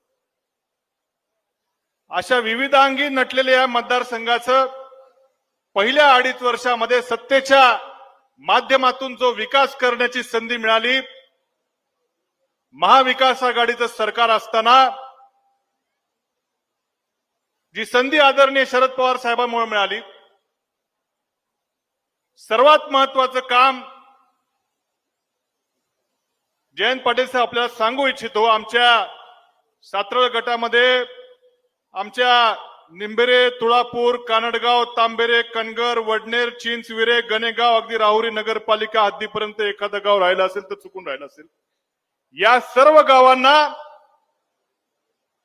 पाणी देण्याचं काम जर कोणी केलं असेल तर ते आदरणीय जयंत पाटील साहेबांनी या ठिकाणी केलेलं आहे. आणि तितकाच आग्रह त्यांच्याकडे तत्कालीन महसूल मंत्री नामदार बाळासाहेब थोरात साहेबांनी देखील त्यांचंही तेवढंच योगदान आहे. निळवंडे धरणाचं पाणी या राहुरी तालुक्यामध्ये येणार या वाक्यावरती मी तरी 2-3 निवडणुका बघितल्या. त्याच्यामध्ये त्या ठिकाणी निळवंडे धरणाचं पाणी आणतो नाही तर मला जोड्याने हाना असे काही म्हणणारे वाक्य म्हणणारे काही त्याच्यामध्ये त्या ठिकाणी लोक होते. साहेब मंत्री यायचे, जलसंपदा मंत्री यायचे, निवडणुकीच्या 2 महिन्या अगोदर इरिगेशन खात्याचे मंत्री यायचे. भला ते पोकलेन बिकलेन मशीन जेसीबीनी कामं चालू व्हायचे, पण मंत्री गेले की आठवड्याभरात कामही बंद व्हायचं. पोकलेन गायब, जेसीबी गायब, मजूर गायब, सगळं गायब. ही वस्तुस्थिती आहे का नाही? पण महाविकास आघाडीचं सरकार आल्यानंतर आदरणीय जयंत पाटील साहेबांनी निळवंडे धरणाच्या कालव्याच्या कामाकरता 1250 कोटी रुपये निधी त्या ठिकाणी दिला. 1250 कोटी. त्याच्या आधी मात्र प्रत्येक वर्षी फक्त कुठं 50 कोटी 70 कोटी कॉन्ट्रॅक्टर काम करायचे नाहीत. त्या बोगद्याचं काम, संगमनेर मधून राहुरीमध्ये येणाऱ्या बोगद्याचं काम आम्ही वर्षानुवर्ष बघायचो. अरे बोगदा बघायला चला, बोगदा बघायला चला. निवडणूक आली, अरे काय बोगदा बघायला चला. 1 घाव 2 तुकडे केले आणि बोगदा संगमनेर मधनं राहुरीत त्या ठिकाणी पाणी आलेलं आहे. यावेळी ओव्हरफ्लोचं पाणी राहुरी तालुक्यामध्ये निळवंडे धरणाचं आलं तर आमच्या बऱ्याचशा भागामध्ये त्या ठिकाणी जे पाणी तलावामध्ये येऊ शकलं, महाविकास आघाडीच्या सरकारमध्ये आदरणीय जयंत पाटील साहेबांच्या मुळे हे शक्य होऊ शकलेले. याच्यामध्ये याला कोणी ना करू शकत नाही. आमच्या वांबोरी, कात्रड, गुंजाळे असेल, आमच्या पाथर्डी तालुक्यातले दुष्काळी गावं असतील, यांना वरदान ठरणारी वांबोरी चारी, त्याला देखील मदत करण्याचं काम आदरणीय जयंत पाटील साहेबांनी केलेलं आहे. मी इथं छाती टोकून सांगू इच्छितो, वांबोरी चारीच्या ह्याच्यावर देखील खूप राजकारण व्हायचं. आमच्या पाथर्डी तालुक्यातले बांधव लोक जायची, बटणं दाबायची, दुसऱ्या दिवशी पत्रकार बंधूंनो तुमचे पेपरमध्ये फोटो यायचे. वांबोरी चारीची कळ दाबली, कळ दाबायची, पण मात्र पाणी थोडं इथं वांबोरीपर्यंत गेली की चारी बंद पडायची. पुढे कुणाला त्याचा विसर पडायचा. 2019च्या आधी 10 वर्ष वांबोरी चारीचं जे 680 MCFT पाणी, जे हक्काचं पाणी आहे, ते देखील कधी वापरू शकले नाहीत. त्यांच्याही काळामध्ये मुळा धरण ओव्हरफ्लो झालं, पण ओव्हरफ्लो झालेलं पाणी हे वांबोरी चारीमध्ये सोडण्याचं कधी त्यांच्या डोक्यात आलं नाही. त्यांच्या डोक्यामध्ये फक्त याच्यावर केस करू का, त्याच्यावर केस करू का, याच्यामध्ये त्या ठिकाणी. पण 5 वर्षामध्ये या वांबोरी चारीला प्रत्येक वर्षी जवळपास हक्काचं पाणी देण्याचं काम महाविकास आघाडीच्या सरकारमध्ये झालं. आता मात्र सध्याचे राज्यकर्ते हे सातत्यानं वीज बिल भरा, अमुक भरा, तमुक भरा. तो 3रा पंप आणखीन चालू करण्यासंदर्भात सातत्याने बैठक घेतो. आता तर मात्र काही ज्यांना अजून काही कळत नाही अशी शेंबडी पोरं देखील बटणं दाबायला जायला लागलीत आता काही. आणि म्हणून या 5 वर्षामध्ये निळवंडे धरण असेल, आमची वांबोरी चारी असेल, हे सातत्यानं पाणी देण्याचं काम, आमच्या मुळा धरणाचा डावा कालवा असेल, उजवा कालवा असेल, सातत्यानं परिपूर्ण पाणी देण्याचं काम या 5 वर्षामध्ये आपल्या आशीर्वादाने मी कुठेतरी करू शकलो. आमचं तिसगाव सारखं गाव आहे, अगदी शेवटचं गाव मतदारसंघामध्ये, अगदी मराठवाड्याच्या बाउंड्रीवरचं गाव आहे. पाथर्डी तालुक्यातल्या 39 गावामधलं सगळ्यात मोठी बाजारपेठ असलेलं गाव. पाणी मात्र 8-8, 10-10 दिवस पाणी येत नाही. 10-10 दिवस. 155 कोटीची योजना मी स्वतः अधिकाऱ्यांना बसून टेबलवरती बसून नाही अशीच टाकायची लाईन तशी टाकायची. पांढरीच्या पुलावरनं डायरेक्ट म्हटलं एक्सप्रेस लाईन 30 गावला गेली पाहिजे. म्हटलं मध्ये आधे कुठं लिकेज नाही, काय नाही. अधिकारी म्हटले साहेब बसणार नाही. म्हटलं बसणार नाही, बसवावीच लागेल. म्हटलं शेवटी पाणी आहे, नुसत्याच नाही तर पाईपलाईन टाकायला आणि काय होणार नाही, ही बसवावी लागेल. ती बसवली आणि आज लाईन जवळपास पूर्ण झालेली आहे. कित्येक अशी कामं सांगता येतील. आता मी काही विजेच्या बाबतीत जास्त बोलणार नाही. महबूब भाईंनी सांगितलं किती डिपे बसल्या, काय डिपे बसल्या. पण मात्र जयंत पाटील साहेबांना एक आग्रह मात्र मी नक्की धरणार आहे. आपण आमच्या महाविकास आघाडीचं सरकार आल्यावरती आपण आमच्या लाडक्या बहिणींना आणखीन चांगला न्याय तर देणारच आहात. पण आमचे लाडके दाजी या ठिकाणी बसलेले आहेत, त्यांना दिवसा वीज देण्याच्या संदर्भात आपण निश्चितपणे काहीतरी ठोस भूमिका घेतली पाहिजे. म्हणजे आमच्या लाडक्या बहिणींचाही त्याला काय हे नाही. मी बऱ्याचदा विचार असतो बहिणींना काय पाहिजे, दाजी खुश पाहिजे का काय, तर बहिणी आमच्या दाजींचंच बोट दाखवतात. आमच्या तालुक्यामध्ये मतदारसंघामध्ये 2-4 प्रकल्प आम्ही त्यावेळेस घेतले होते. दुर्दैवानं खरं सरकारमध्येच गेलं नाही तर चिनी 4ही प्रकल्प आज खरं पूर्ण होऊ शकले असते.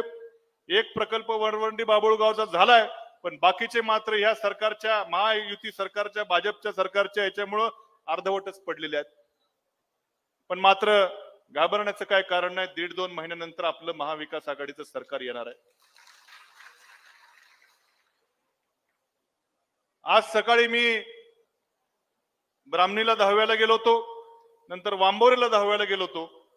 वांबोरीला 10व्याला गेल्यानंतर मी येता येता मला तिथल्या बस स्टॉपवर 2 एसटी बस उभ्या दिसल्या आणि बऱ्याचशा लहान लहान मुली शाळेचा ड्रेस घालून, लहान मुली म्हणजे 7वी-8वीतल्या मुली असतील, मुलं असतील, असा मोठा घोळका तिथं बघायला मिळाला एसटी स्टँडवर. मी सहज आमचे भिटे साहेब, बापना साहेब होते, किसनराव, सगळ्यांना म्हटलं रे बघू आपण काय चाललंय नेमकं, जाऊन आत. तर बघितलं बस तर आहे, पण म्हटलं मुलं बाहेर का उभी आहेत, लहान लहान मुलं. तर 2 बस उभ्या होत्या, त्यातली एक बस चालूच होती, म्हणजे इंजिन चालू होतं. मग मी जवळ गेल्यावरती त्या बसवरती असं लाडकी बहीण वगैरे वगैरे असं लिहिलं. म्हणजे आमच्या लाडक्या बहिणींना शिर्डीला काहीतरी कार्यक्रम होता. काही महिलांना सांगितलं तुम्ही जर आज तिथं कार्यक्रमाला आला नाही तर तुम्हाला योजना मिळणार नाही. सगळी सरकारी यंत्रणा, ग्रामसेवक, तलाठी त्या बस भरायला, अरे तुम्हाला योजना द्यायची तर मोकळ्या मनाने द्या ना. सकाळी 6 वाजल्यापासून आमच्या महिला त्या बसच्या तिथं उभ्या, काही बस रिकामा गेल्या, त्या विद्यार्थ्यांना सगळ्या बस नव्हत्या. शेवटी आम्ही तिथे सांगितलं म्हटलं आता ती लाडकी बहीण योजना ठीक आहे, ज्यांना जायचं त्या गेल्यात, आता 10 वाजलेत म्हटलं आता काय जाणार नाहीत. म्हटलं ती बस एक तर ती बंदच चालत होती, कारण ती धक्का मारा लागतो बोलले ते. म्हटलं आता ही बस बंद करू नका, आता लाडके बहीण योजनेचं टाइम संपलाय. म्हटलं ते ज्यांना जायचं त्या गेल्यात, त्या सगळे विद्यार्थी आम्ही त्या बसमध्ये बसवले आणि त्याला घरी सोडायची व्यवस्था त्या ठिकाणी केली. म्हणजे आपल्या स्वतःच्या प्रचाराकरता आमच्या लाडक्या बहिणींना देखील वेटीस ठेवलं. काय गरज आहे तिकडे शिर्डीला दिवसभर त्या ठिकाणी रोजगार बुडून बिचाऱ्या गोरगरीब महिला. मी एका बसमध्ये जाऊन बघितलं, बिचाऱ्यांना 6 वाजल्यापासून आता 10 वाजे पण बसले होते, भजे बिजे चारले. मी त्यांना म्हटलं कावा, म्हटलं तिकडं म्हटलं लय गर्दी, तुमचा फक्त तिकडे उपयोग आहे नंतर. असं सगळं चालू आहे. आणि 2-4 दिवसापासनं खरं आम्ही बघतोय की एक अतिउत्साही एक तरुण नेता, स्वतःला जरा जास्त उत्साही समजणारा एक तरुण नेता आधी आमच्याकडेच होता. तो सत्ता गेल्या गेल्या लगेच तिकडे पलटी मारली त्यांनी. त्याला फोटो बिटो काढायची खूप हौस आहे. म्हणजे असे 4 लोक गोळा करतो, मफलर गळ्यात टाकतो, काहीतरी नादाला लावतो. तो ठीक आहे, पोरगळ बारगळ आहे, पण त्याचं ऐकून मात्र त्याच्यामध्ये त्या ठिकाणी आजकाल त्याच्याबरोबर जायला लागलेत. आणि रोज पेपरला काहीतरी आता हिचा प्रवेश तिचा प्रवेश, काय काल एका गावामध्ये प्रवेश, आता मला माहित नाही तर आलेत का नाही लोक, काल एका गावामध्ये असे संध्याकाळी फोटो बघितले, मी तर नाव नाही घेत. आता तो बालिशे जाऊ द्या, त्याला काय कळत नाही, पण त्याच्याबरोबर हे गेले तिकडं, त्याच्यामध्ये त्या ठिकाणी टोपीवाले आणि 7-8 मुलं होती, अशी तरुण बिचारी लहान वयातली मुलं होती, त्यांची आपले मफलर टाकून काहीतरी प्रवेश घातले होते. नंतर मी सहज आमच्या तिथल्या गावातल्या कार्यकर्त्यांना विचारले, काय म्हटलं प्रवेश झाले? नाही म्हटलं काय नाही. मग ते फोन बिन झाले, त्या सगळ्यांचे नंतर अशा मफलर टाकून फोटो माझ्याकडे आले परत. म्हणजे काहीतरी उगा आपला एवढं, म्हणजे याचा अर्थ इतकी त्यांची पायाखालची वाळू सरकलेली आहे की कुणी काही सांगावं लगेच तिथं पळतंय माणूस. पण आज मात्र या ठिकाणी आम्ही काही निवडक त्या ठिकाणी प्रवेश घेतले. आमचे राहुरी नगरपालिकेला आमच्या विरोधात अत्यंत थोड्या मतांनी प्रदीपराव भुजाडी पडले होते मागच्या वेळेस, पण अत्यंत चांगला त्यांचा स्वभाव. मी मागच्या वेळेस आमच्या विरोधात निवडणूक लढले आणि खूप जवळपास 20च मताचा मला वाटतं काहीतरी फरक राहिला होता. आणि खूप चांगला त्यांचा हसतमुख स्वभाव असल्यामुळे आमचे स्वभाव जुळले आणि त्यांनी इच्छा व्यक्त केली की मला इथं यायचंय, आणि आज त्यांचा देखील त्या ठिकाणी प्रवेश इथं झालेला आहे. आणि असे हे तर फक्त ट्रेलर आहे, ये तो सिर्फ ट्रेलर है, अभी पिक्चर बाकी है. आम्ही असे काय पिक्चर दाखवू ना की हे सगळे पिक्चर मधून आउट होणार आहेत बाकीचे, हे तो सिर्फ ट्रेलर आहे.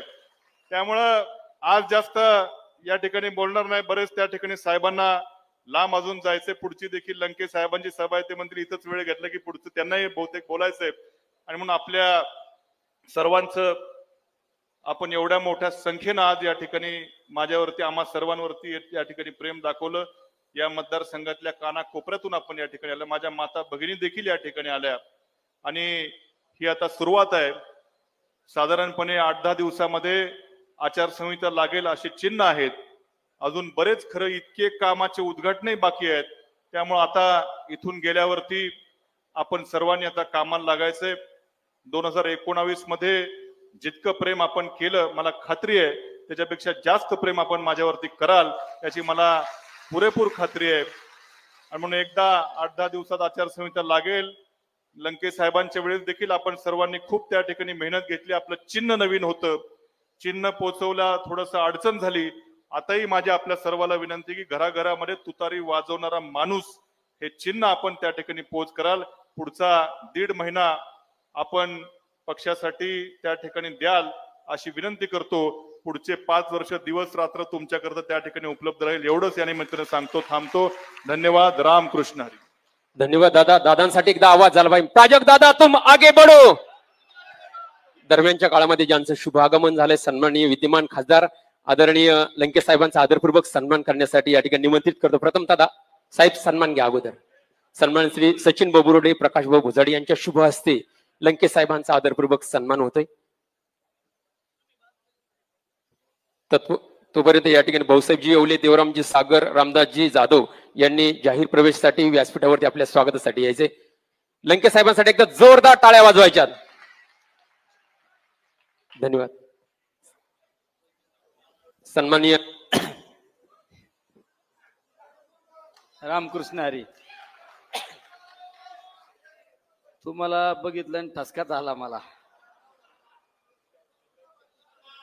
दुपारपासून ठसका येत होता. आता मला कळालं तुम्ही सगळेजण आठवण काढीत होती माय.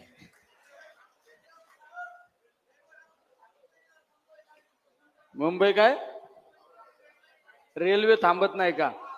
सांगितली ना थांबायला, सांगितली मीटिंग घेतली ना, होते नाही तर काहीतरी त्यांना वेळ दिलाय त्यांनी मला. गाडी थांबवायचा नाही, थांबले तर आपण गाडी थांबू ना. तुम्ही काय काळजी करता? एवढं अवघड आहे का? रेल्वे थांबायचं काही अवघड नाही. विमान थांबितो आपण तर रेल्वे छोटी.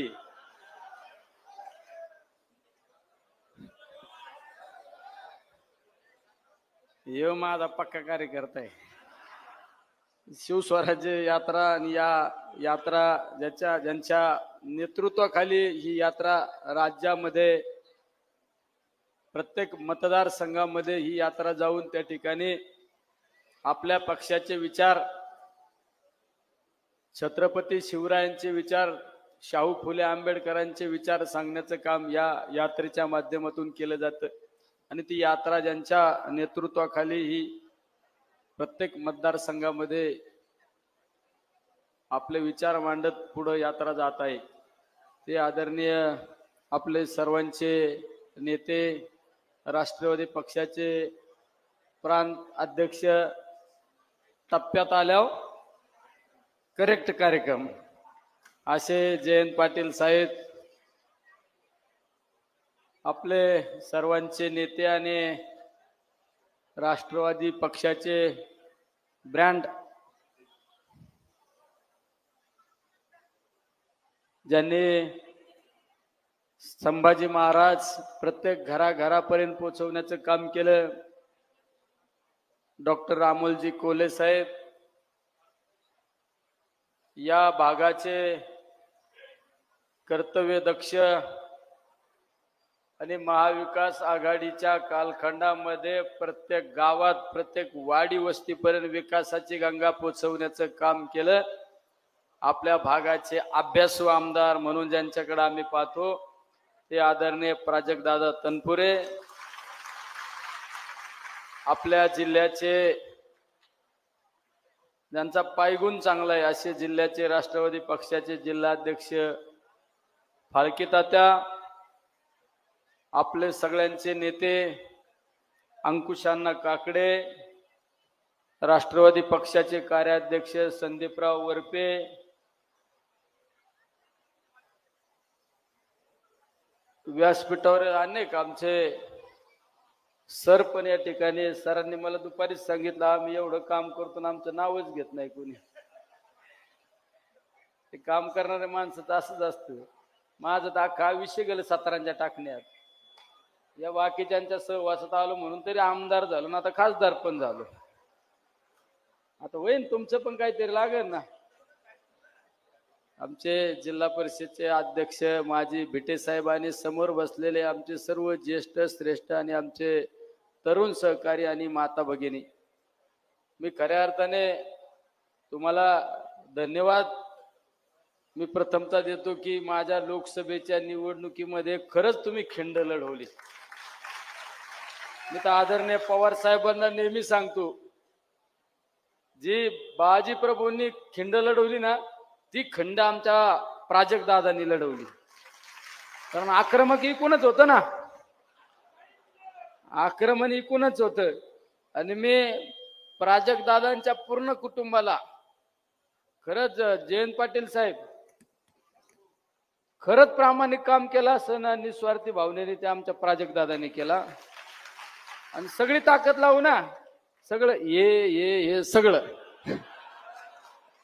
सगळं म्हणजे प्राजक्तदादांनी माझ्यासाठी हात पण जोडले आणि मोकळा हात पण सोडला.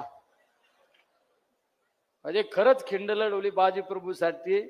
पण माझ्यासाठी एवढी जर खिंड लढवली ना तर प्राजक्तदादा तुम्ही सांगता ती जबाबदारी मी तुमच्या विधानसभेच्या निवडणुकीत पार पडेल. कारण आम्हाला सुद्धा या जिल्ह्यात नाही राज्यात सर्वाधिक मताने निवडून येणारा आमदार म्हणून कोण असेल तो प्राजक्तदादाचं नाव आलं पाहिजे, अशी भूमिका आम्ही पार पाडणार. आणि प्राजक्तदादांनी 5 वर्षामध्ये खरंच प्रत्येकाला न्याय दिला. ऊर्जा मंत्री म्हणून तुम्ही त्यांच्यावर जबाबदारी दिली, सगळ्यात अवघड खातं दिलं. पण ऊर्जा मंत्रीच्या कालखंडामध्ये प्रत्येक वाडी वस्ती डीपी देण्याचं काम केलं, ट्रान्सफॉर्मर देण्याचं काम केलं असेल ते म्हणजे आमच्या प्राजक्तदादा तनपुरेंनी. आणि अतिशय अवघड काम तुम्ही जलसंपदा मंत्री असताना सुद्धा या भागातील अनेक प्रलंबित प्रश्न सोडवण्याचं काम केलं. या भागातीलच नाही राज्यातील प्रश्न सोडवण्याचं काम केलं. पण नंतर सरकार गेलं. सरकार तर आम्हाला तर कळालंच नाही आमचा पायगुण चांगला आहे का वाईटच कळालं नाही. आम्ही इकून तिकून निवडून आलो, लवकर सरकार स्थापन व्हायना, आम्हाला डायरेक्ट सरकार स्थापन झालं, कामकाजाला सुरुवात झाली, ते आलो कोविड. कोविड मध्ये 2 वर्ष गेले. इकून तिकून कामकाजाला सुरुवात झाली तर रात्रीत सरकार बदललं.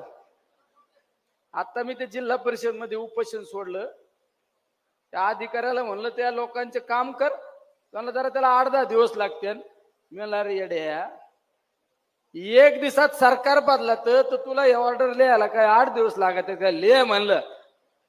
त्याला जेव्हा पकडलं घेऊन गेलो जिल्हा परिषद मध्ये, लिहून दिलं. 27 लोकांचं एका अर्धा तासात काम करून टाकलं, म्हणून उशीर झाला यायला. काम महत्वाचे, काम बोलते. या ठिकाणी तुम्ही सर्वांनी अतिशय चांगल्या पद्धतीने लोकसभेच्या निवडणुकीमध्ये काम केलं. पण आता विधानसभेला आजच तुम्ही या निवडणुकीच्या प्रचाराला सुरुवात करायची आणि प्राजक्त दादा सर्वाधिक मताने निवडून आला पाहिजे, ही सगळ्यात महत्वाची भूमिका घ्यायची. कारण इथं डायरेक्ट प्राजक्त दादांबद्दल बोलू शकतो, बाकी ठिकाणी वाटप, जागा वाटप बिटप आहे, पण इथं जागेचे तर काय अडचणीचा काय संबंध आहे का हो? इथं काय अडचण नाही ना. सगळ्यात चांगलं काम करणारा नेता. आणि या ठिकाणी पहा, ज्यांचा पाऊल लागलाय आज,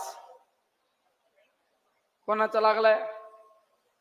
ब्रँड कोण आहे? ब्रँड आपल्या पक्षाचे कोण? कोल्हे साहेब. कोल्हे साहेब म्हणजे हे इतकं वादळ आहे ना भयानक, तुम्ही घोड्यावर बघा त्यांना, तुमचे डोळेच दिपून जाते. आपल्या पक्षाला देणे.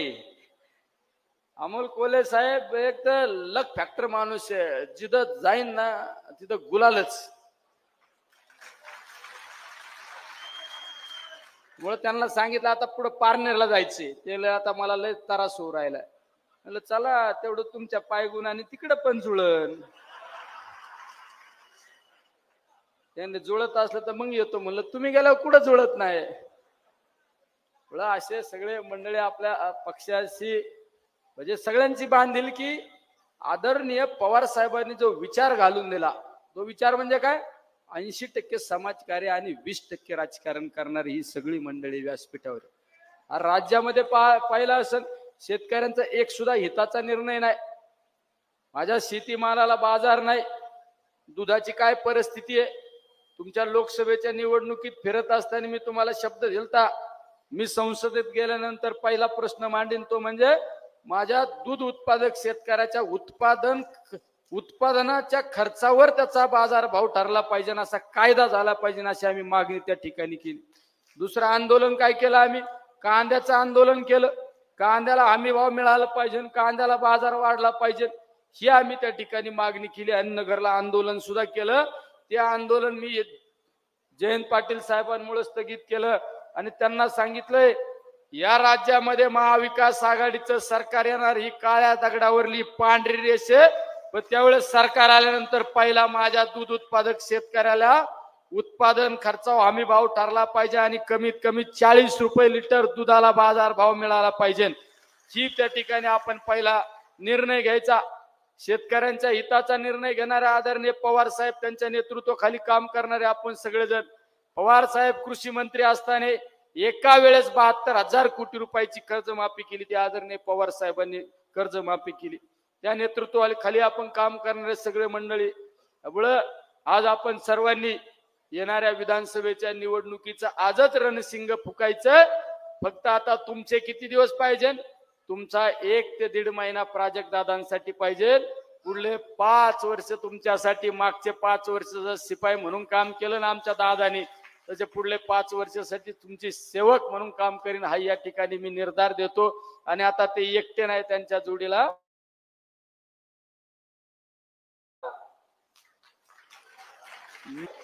त्यांच्याच्याने जे जुळत नाही ते माझ्याच्याने जुळत. तुम्हाला सगळ्यांना माहिती आहे ते आपलं ते जमेन का? ते करावं लागेल तुम्हाला. आपलं वेगळं का होत नाही कर. एवढी जोड त्यांना असल्यावर काय अडचण आहे? मागच्या वेळेस किती लीड होतं? किती? 23,800. आता आपण निर्धार करायचा काय? कम से कम 50. कम नाही, 50 से कम नाही, कम से कम 50,000 हे सर्वांनी निर्धार करायचा. हो, मी सर्वांना पुन्हा एकदा धन्यवाद देतो. थांबतो.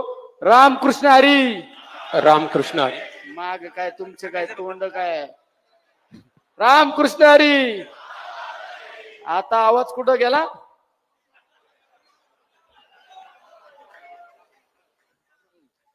आपल्या सर्वांसाठी एक आनंदाची बातमी आहे. आपल्या विचार मंचावर जे 2 खासदार उपस्थित आहेत, केंद्र सरकारच्या ज्या स्थायी समित्या जाहीर झाल्या या 2-4 दिवसामध्ये, त्याच्यामध्ये आपल्या अमोल दादांची रेल्वे खात्याच्या स्थायी समितीच्या सदस्यपदी निवड झालेली आहे. आणि त्याचबरोबर आपल्या लोकनेत्याची ऊर्जा खात्याच्या स्थायी समितीच्या सदस्यपदी निवड झालेली आहे. त्यांचं आपण सर्वजण अभिनंदन करूयात. दादांकडे ऊर्जा मंत्रालय होतं, नेते तुमच्याकडे ऊर्जा खात्याची समिती आहे. साहेबांसाठी एकदा जोरदार ललकारी झाली पाहिजे. प्रौढ प्रताप पुरंदर महापराक्रमी धुरंधर क्षत्रिय कुलावतंस श्रीमंत योगी श्री श्री श्री छत्रपती शिवाजी महाराज की जय. जय भवानी. जय शिवाजी. सन्माननीय आदरणीय खासदार अमोलजी कोल्हे साहेब. जय शिवराय. आजच्या राहुरी नगर पाथर्डी विधानसभा मतदारसंघातल्या या शिवस्वराज्य यात्रेच्या सभेसाठी मंचावर उपस्थित असणारे राष्ट्रवादी काँग्रेस शरदचंद्र पवार पक्षाचे प्रदेशचे अध्यक्ष, माझे मार्गदर्शक आणि महाराष्ट्रातलं निष्ठा, स्वाभिमान आणि लढवय्येपणा याचं मूर्तिमंत प्रतीक असणारे आपले नेते नामदार जयंतरावजी पाटील साहेब, या विभागाचे खासदार, माझे लोकसभेतले सहकारी लोकनेते निलेशजी लंके, माजी मंत्री आमदार प्राजक्तजी तनपुरे, या जिल्ह्याचे अध्यक्ष राजेंद्र तात्या फाळके, अंकुश अण्णा काकडे, ज्यांनी मगाशी मार्गदर्शन केलं ते कराळे गुरुजी, मेहबूबाई शेख, सुनीलजी गव्हाणे, पंडितजी कांबळे, संदीपजी वरपे, बाळासाहेबजी असतील, सीतारामजी काकडे असतील, मच्छिंद्रजी सोनवणे असतील, सुनीलजी अडसुरे असतील, रामेश्वरजी निमसे असतील, रोहिदाजी कर्डिले असतील, अभिजितजी ससाने असतील, आमच्या उषाताई तनपुरे असतील, उपस्थित सगळेच व्यासपीठावरील आजी माजी पदाधिकारी, मान्यवर, पत्रकार बांधव आणि आपण सगळेजण. खरं तर मला अशी वाटलं होतं की मी शिवस्वराज्य यात्रेच्या सभेला येतो, पण प्राजक्त दादा हा जोश, हा उत्साह आणि येतानाच्या रॅलीमध्ये राहुरी वासियांच्या चेहऱ्यावर त्यांच्या डोळ्यातले जे हावभाव होते ते पाहिल्यानंतर खात्री पटली की ही तुमच्या विजयाची नांदी आताच मिळतीये.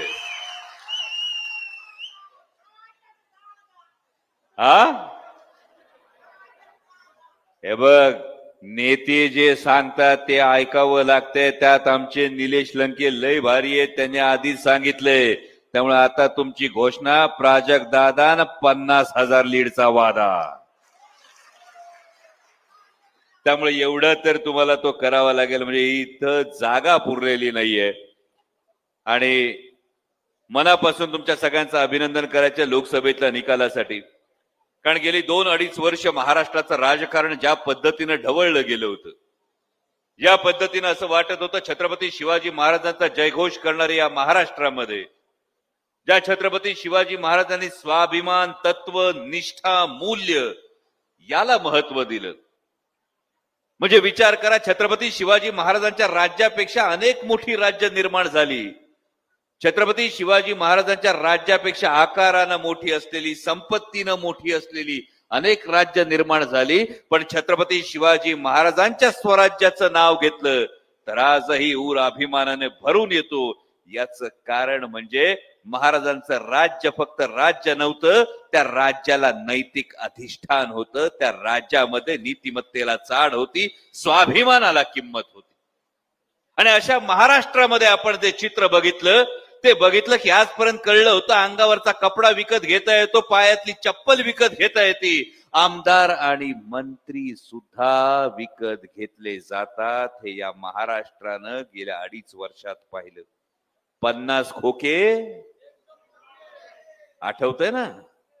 50 खोके एकदम ओके ही जेव्हा घोषणा येते तेव्हा प्रत्येक स्वाभिमानी मराठी माणसाच्या काळजावर चरे पडतात. ते चरे अशासाठी पडतात की आम्ही ज्यांना विश्वासानं मतदान केलं होतं, आम्ही ज्यांना एका विचारधारेसाठी मतदान केलं होतं, केवळ पैशाच्या मोहापायी किंवा कुठल्या तरी कारवाईच्या मोहापायी जर माणसं आपली निष्ठा बदलत असतील, नेते आणि लोकप्रतिनिधी आपली भावना बदलत असतील, तर जे भावना बदलतात अशा लोकांना महाराष्ट्राच्या राजकारणात थारा नाही, हे आता महाराष्ट्रातल्या जनतेने ठरवलं पाहिजे. आणि म्हणून तुमचं कौतुक करायचं की लोकसभेच्या निवडणुकीमध्ये सगळ्या देशाचं महाराष्ट्राकडे लक्ष लागलं होतं की महाराष्ट्रातली स्वाभिमानी जनता ही 50 खोक्यात विकली जाणार, की महाराष्ट्रातली स्वाभिमानी जनता ही ईडी, इन्कम टॅक्स आणि सीबीआयच्या कारवायांसमोर गुडघे टेकणार. म्हणून सगळा देश नजरा लावून बसला होता लोकसभा निवडणुकीकडे. आणि या मतदारसंघात तर लढत मोठी अटीतटीची होती. भल्या भल्यांना वाटत होतं प्रचंड साधन संपत्ती, प्रचंड पैसा, प्रचंड संस्था अशा सगळ्या एका बाजूला होत्या आणि सर्वसामान्य जनता दुसऱ्या बाजूला होती. तुम्ही विजय मिळवून दिलात. तो निलेशजी लंके साहेबांना सर्वसामान्य कुटुंबातला माणूस, सर्वसामान्य कुटुंबातला माणूस हा देशाच्या संसदेत जाऊ शकतो हे तुम्ही दाखवून दिलं, म्हणून तुमचं अभिनंदन केलं पाहिजे. आणि हे तुमचं अभिनंदन करत असताना दुसऱ्या एका गोष्टीसाठी खास अभिनंदन करतो तुमचं. कारण महाराष्ट्रातल्या 288 विधानसभा मतदारसंघांमध्ये 80 विधानसभा मतदारसंघ अशा अडचणीत सापडले की आतापर्यंत अनेक ठिकाणी त्या मतदारसंघातले कार्यकर्ते, त्या मतदारसंघातले त्या राजकीय पक्षाचे कार्यकर्ते त्यांच्या लोकप्रतिनिधींच्या, त्यांच्या आमदारांच्या नावापुढे लिहित होते दमदार आमदार. असे 80 विधानसभा मतदारसंघ ज्यांचे कार्यकर्ते आमदारांच्या नावापुढे लिहित होते दमदार आमदार. आता दमदार लिहायचं की गद्दार लिहायचं हेच कार्यकर्त्यांना कळण्याचं झालं. आणि म्हणून तुमच्या सगळ्यांचं अभिनंदन यासाठी आहे की तुमच्या मतदारसंघातला आमदार कुठल्याही प्रलोभनाला बळी पडला नाही, कुठल्याही दबावासमोर झुकला नाही. तुमचा प्राजक्तदादा स्वाभिमानानं, तत्वाच्या, निष्ठेच्या आणि आदरणीय शरदचंद्रजी पवार साहेबांच्या बाजूने उभा राहिला. यासाठी तुमचं अभिनंदन करायचं. बाकी सगळ्या मुद्द्यांवर सगळेजण बोलले, पण महाराष्ट्राची निवडणूक आता अवघ्या काही दिवसांवर, जेमतेम 1.5-2 महिन्यावर आली असेल. देशाचे गृहमंत्री महाराष्ट्रात आलेत, पण देशाचे गृहमंत्री महाराष्ट्रात आलेत. माननीय गृहमंत्री अमित भाई शहा यांचं मी या व्यासपीठावरून मनापासून आभार मानतो. त्याला कारण तसं, माननीय गृहमंत्र्यांचा आभार यासाठी मानायचंय की माननीय गृहमंत्र्यांनी एवढ्या लवकर महाराष्ट्रात एंट्री मारून हे दाखवून दिलं का महाराष्ट्रातले दादा, भाई आणि भाऊ यांच्याच्यानं काय जुळना. म्हणून आता दिल्लीतल्या भाईला आल्या वाचून करमाना. आणि आल्या आल्या काय सांगितलं मान्य अमित भाई शहांनी? मान्य अमित भाई शहांचं भाषण बारकाईने ऐका बरं का. हे मान्य अमित भाई शहांचं भाषण जे आहे ते बारकाईने जर ऐकलं तर तुमच्या लक्षात येईल. माननीय केंद्रीय गृहमंत्री अमित भाई शहांनी सांगितलं की जर आपल्याला विजय मिळवायचा असेल तर आदरणीय शरदचंद्रजी पवार साहेब आणि माननीय पक्षप्रमुख उद्धव साहेब ठाकरे यांचे पक्ष फोडा. म्हणजे काय झालं? म्हणजे आमच्या लाडक्या बहिणींनी पोहे केली होती, त्या पोह्यात मीठ टाकलं होतं आणि जर तुम्ही तिला सांगितलं का आणखी मीठ टाक तर याचा अर्थ काय होतोय? आधीचं मीठ काय जुळलं ना, आधीच झालंय ते आळणी झाले म्हणून आता मीठ लागतंय. आणि त्यामुळे आधीचे 40 आमदार, आधीचे नेते, गेलेले मुख्यमंत्री, गेलेले उपमुख्यमंत्री यांच्याच्यानी महाराष्ट्र काय जिंकता येईना याची अप्रत्यक्ष कबुली कुणी दिली? तर भारतीय जनता पक्षाचे 2 नंबरचे नेते अमित भाई शहा यांनी दिली. म्हणजे अमित भाई शहांनी काय सांगितलं तर महाविकास आघाडीचं सरकार महाराष्ट्रात येणार, ही काळ्या दगडावरची रेग आहे, ही गोष्ट अमित भाई शहांनी कबूल केली. कारण तसंच भाऊ, संध्याकाळी आत्ताशी 8 वाजले, अजून चंद्रोदय व्हायचा आहे. त्यामुळे टेन्शन घेऊ नका, टेन्शन काहीच घेऊ नका. हा दादा सगळ्या गोष्टीपर्यंत येतो ना.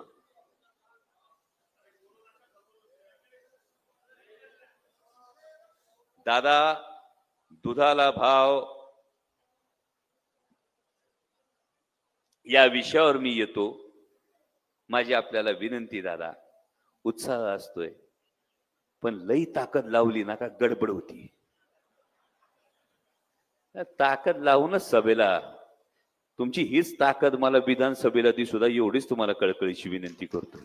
कारण महाराष्ट्राची जर परिस्थिती आपण बारकाईने बघितली तर ही महाराष्ट्राची परिस्थिती मान्य अमितभाई शहाने का सांगावं लागलं तर आज महाराष्ट्राचे गृहमंत्रीच महाराष्ट्रात सुरक्षित नाहीत. माझे पोलीस बांधव इथं असतील, माझ्या पोलीस बांधवांना ही गोष्ट ठाऊक आहे, माझ्या पत्रकार बांधवांना माहिती आहे. जर गृहमंत्र्यांचंच मंत्रालयातल्या ऑफिसमध्ये इतर कोणी घुसून तोडफोड करत असेल तर गृहमंत्रीच सुरक्षित नाहीत, तर अशा गृहमंत्र्यांवर महाराष्ट्राने विश्वास कसा ठेवायचा. ज्या माननीय गृहमंत्र्यांच्या गृह जिल्ह्यामध्ये एकीकडे लाडका देवा भाऊ म्हणून पोस्टर लागतात, पण माननीय गृहमंत्र्यांच्या गृह जिल्ह्यामध्ये गेल्या 240 दिवसात जर 213 बलात्काराच्या घटना घडत असतील तर अशा गृहमंत्र्यांना आपण कार्यक्षम कसं म्हणायचं. ज्या गृहमंत्र्यांच्या शहरामध्ये नागपूरमध्ये टेबलावर बसून पोलीस पत्ते खेळत असल्याचे व्हिडिओ समोर येत असतील तर माननीय गृहमंत्र्यांना नेमकं झालंय काय हा प्रश्न येतो.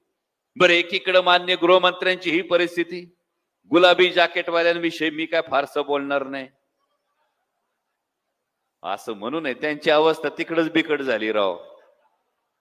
एवढं सगळं केलं. आधीचं नाटक बघितलं सगळ्यांनी? कोण कोण होते नाटक बघायला? नाटक सुरुवातीपासून कोणी बघितलं? म्हणजे उपस्थिती कमी होती. नंतर आले का तुम्ही? नाटक आधी होऊन गेलं होतं. हा, इकडे सभा सुरू व्हायच्या आधी स्टेजवर एक नाटक झालं, ते कोणी कोणी पाहिलं? हा, म्हणजे ज्यांनी नाटक बघितलं त्यांना गुलाबी जॅकेट काय ते व्यवस्थित कळलं. त्यामुळे त्याच्यावर जास्त बोलायची आता गरज नाही. कारण आता ज्या एवढा खटाटोप करून सत्तेच्या जवळ जात असण्याचा प्रयत्न करत असताना आज जर जागा वाटपाचा फॉर्म्युला जो माध्यमातले आमचे पत्रकार बांधव समोर देतात तो 160-80 म्हणजे 160 जागा भारतीय जनता पक्षाला, 80 जागा शिंदे गटाच्या शिवसेनेला आणि गुलाबी जॅकेटवाल्यांची बोलवण जेमतेम 40 जागांवर केली जाते. त्यांच्याविषयी काय बोलायचं. पण माननीय मुख्यमंत्री महोदय खरं तर आज नगर जिल्ह्यात आहेत. मला प्राजक्त दादा बऱ्याच बसेस सुद्धा जाताना दिसले. माननीय मुख्यमंत्री नगर जिल्ह्यात आहेत आणि माननीय मुख्यमंत्री महोदयांचा मागे मी इलेक्ट्रॉनिक माध्यमावर एक व्हिडिओ बघितला. माझ्या लाडक्या बहिणीचा सन्मान करायला आलेले राज्याचे मुख्यमंत्री, ज्या महाराष्ट्राला मातृत्व, नेतृत्व आणि कर्तृत्वाचा बेजोड असा वसा आणि वारसा लाभलेला आहे. कारण तिथं मातृत्वाचा वसा आणि वारसा लाभलाय तो राष्ट्रमाता जिजाऊ मासाहेबांचा लाभलाय, कर्तृत्वाचा वसा आणि वारसा लाभलाय तो क्रांतीज्योती सावित्रीमाई फुल्यांचा लाभलाय आणि नेतृत्वाचा वसा आणि वारसा लाभलाय तो पुण्यश्लोक अहिल्याबाई होळकरांचा लाभलाय. पण अशा महाराष्ट्रातल्या माझ्या माता भगिनींना या पुरोगामी महाराष्ट्राचे मुख्यमंत्री व्यासपीठावरून मात्र विचारतात, आले पैसे? आले आले आले? बघितला व्हिडिओ सगळ्यांनी? मुख्यमंत्री असे स्टेजवर फिरत फिरत विचारतात, आले का पैसे? आले का पैसे? आले आले आले? कदाचित तेव्हा माझ्या भगिनी म्हणत असतील, तुम्ही काय तुमच्या खिशातून दिले दिले दिले? माझ्या भावानं मतितार्थ समजून घ्या. इथं आता माझा हा भाऊ सांगत होता दुधाच्या भावाचा विषय. म्हणजे लाडक्या बहिणींना पैसे देत असताना आमची या योजनेला कुठेही विरोध नाही, पण लाडक्या बहिणीला 1500 रुपये देत असताना आमची बहीण म्हणते तेवढं दाजीच्या सोयाबीनला आणि दुधाला भाव द्यायचं बी बघा. दुधाला भाव किती आता? हा, 22. गुजरातच्या शेतकऱ्याच्या दुधाला भाव किती भाऊ? 40. तुमच्या दुधाला भाव किती? 25. लिटर माग नुकसान किती? 15 रुपयाचं. दिवसाला किती लिटर दूध घालताय? 50 लिटर दिवसाला जर दूध घालत असशील भावा, तर दिवसाचं तुझं नुकसान किती झालं? 750 रुपये. म्हणजे महिन्याचं नुकसान किती झालं? किमान 21,000. आणि मग लाडकी बहीण म्हणते, तुम्ही विचारता आले आले आले, फक्त 1500 आले, खिशातून आमच्या 21,000 काढून नेले. याचा विचार कधी करणार? हा महत्वाचा प्रश्न आहे. कारण तुमच्या तोंडावर 1500 रुपये फेकल्यानंतर तुमचं दूध असेल, कांदा असेल, सोयाबीन असेल, या सगळ्याचे भाव पाडण्याचं पाप जर कोणी केलं असेल तर भारतीय जनता पक्षाने केलं. कांद्याला आता भाव चढला, पण जेव्हा तुमच्याकडे कांदा होता तेव्हा कांद्याला भाव मिळत होता 8 आणि 10 रुपयाने कांदा घालत होता महाराष्ट्रातला शेतकरी. या कांद्याची निर्यात बंदी करण्याचं पाप कोणी केलं असेल तर भारतीय जनता पक्षाने केलं. टमाट्याला भाव चढले तेव्हा नेपाळहून टमाटो आयात करून टमाट्याचा भाव पाडण्याचं पाप कोणी केलं तर भारतीय जनता पक्षाने केलं. कपाशीला भाव चढला तेव्हा ऑस्ट्रेलियातून कापूस आयात करून भाव पाडण्याचं पाप कोणी केलं असेल तर ते भारतीय जनता पक्षाने केलं. आणि म्हणून हरियाणातले शेतकरी आता भारतीय जनता पक्षाच्या मंत्र्यांना सुद्धा मतदारसंघात येऊ देत नाहीत. कारण हरियाणातले शेतकरी जेव्हा आंदोलन करत होते तेव्हा हरियाणातल्या शेतकऱ्यांची वाट अडवण्याचं काम भारतीय जनता पक्षाने केलं होतं. आणि आता हरियाणातले शेतकरी म्हणतात, तुम्ही आमची वाट अडवली, आता तुमची वाट लावल्याशिवाय आम्ही राहणार नाही. तसं महाराष्ट्रातल्या शेतकऱ्यांनी म्हणावं लागेल, तुम्ही आमच्या ताटात माती कालवली, आता तुमच्या राजकीय स्वप्नांना माती दिल्याशिवाय आम्ही काय राहत नाही. ही महाराष्ट्रातल्या शेतकऱ्याची भावना असली पाहिजे. आणि म्हणूनच या मतदारसंघात खरं तर फार वेगळं भाग्य आहे. म्हणजे मी 14 साली आलो होतो प्रचाराला, आदरणीय उषाताईंच्या प्रचारासाठी सभेला आलो होतो, 19 साली आलो होतो, आणि 24 साली माझं खात्री आहे आता कशाला परत यावं लागतं. उलट तुम्ही अशी ताकद दिली पाहिजे का दादांना आम्ही बाहेर प्रचाराला घेऊन गेलो पाहिजे. कारण मी मगापासून स्टेजवर बघतोय,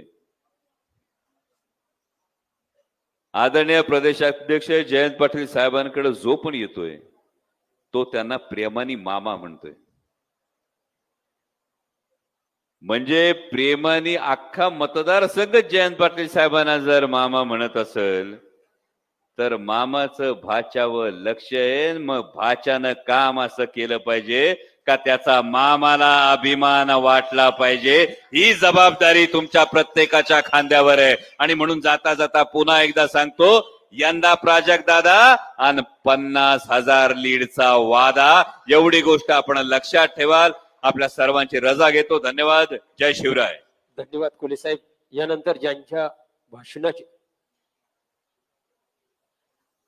आणि 5 तारखेला कुलस्वामिनी महोत्सव आहे. आणि आमच्या सोनाली वहिनींनी आवर्जून सांगितलेलं आहे की या महोत्सवाला सुद्धा यावं लागेल.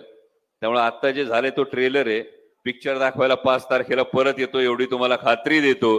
आणि आपली रजा घेतो. धन्यवाद. जय शिवराय. कोले साहब तुम आगे बढ़ो, जोरदार आवाज झाला पाहिजे, हम तुम्हारे.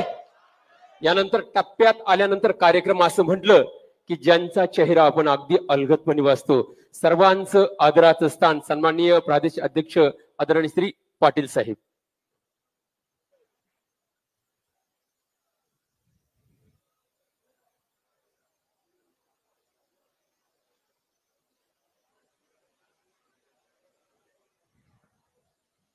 नेहमीच ज्यांच्या कार्यकर्तृत्व नेतृत्वाला वंदन आहे. पुढील वाटचालीसाठी पाटील साहेबांचं जोरदार टाळ्यांच्या गजरामध्ये डायक्सवरती भरभरून अभिनंदन आहे. महिलांसाठी विनंती आहे, एक 10 मिनिटं बसून राहा. 3 तासापासून आपण बसलो, फक्त एक 10 मिनिटं बसा. ताई, एक फक्त 10 मिनिटं बसून राहा. लोकशाही आहे, ज्यांना बसायचं त्यांना बसवा, उगाच प्रेशर करू नका. आपल्या सर्व मगासपासून बसलेले सर्व मान्यवर नेते, कार्यकर्ते, बंधू आणि भगिनींनो, व्यासपीठावर बरेच मान्यवर आहेत, वेळ बराच झालाय आणि पारनेर तालुक्यात पुढची सभा आहे. फार वेळ नाही लागत, पण 1.25 तास लागतील. त्यामुळे ते घरी जायच्या आधी पोचणं गरजेचं आहे. आपल्या लाडके दोन्ही खासदार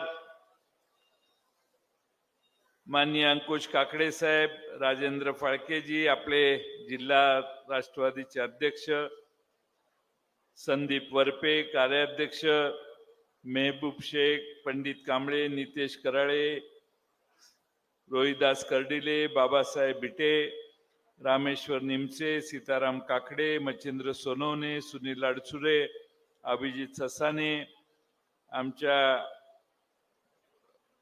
अक्का सोनाली, सर्वच या निमित्तानं उपस्थित असणारे आपण मान्यवर आणि बंधू भगिनींनो, आपल्या सर्वांना उद्याच्या विधानसभेचे वेध लागलेले आहेत आणि लोकसभेच्या निवडणुकीत आपण सगळ्यांनी एक मोठी क्रांती केली आणि धनशक्ती विरोधी एक सामान्य कुटुंबातला माणूस निवडून दिला आणि सगळ्या नगर जिल्ह्याने दाखवलं की सामान्य माणसांची ताकद काय असते. म्हणून तुमचं सगळ्यांचं पहिल्यांदा अभिनंदन. लोकसभेच्या निवडणुका कशा झाल्या हे मी सांगून आपला वेळ घेणार नाही, पण त्या निवडणुकांमध्ये 400च्या पार जाणारा भारतीय जनता पक्ष तुमच्या सगळ्यांच्यामुळे 240 वर थांबला. राष्ट्रवादी काँग्रेस शरद पवार साहेबांच्या नेतृत्वाखालचा फक्त 10 जागा उभा करून निवडणूक लढवणारा त्या पक्षाचे 8 खासदार निवडून आले. 9वा खासदार निसटत्या मतानं पराभूत झाला. महाराष्ट्रामध्ये आणि देशामध्ये शरद पवार साहेबांच्या पक्षातले सगळे निघून गेले तरी महाराष्ट्रातला सामान्य कार्यकर्ता आणि सामान्य जनता पवार साहेबांच्या मागे उभी राहिली. यातच शरद पवार साहेबांचं नेतृत्व किती श्रेष्ठ आहे हे सिद्ध होतं असं मला वाटतं. आपण सगळ्यांनी पवार साहेबांच्या मागे उभा राहण्याचा निर्णय केला.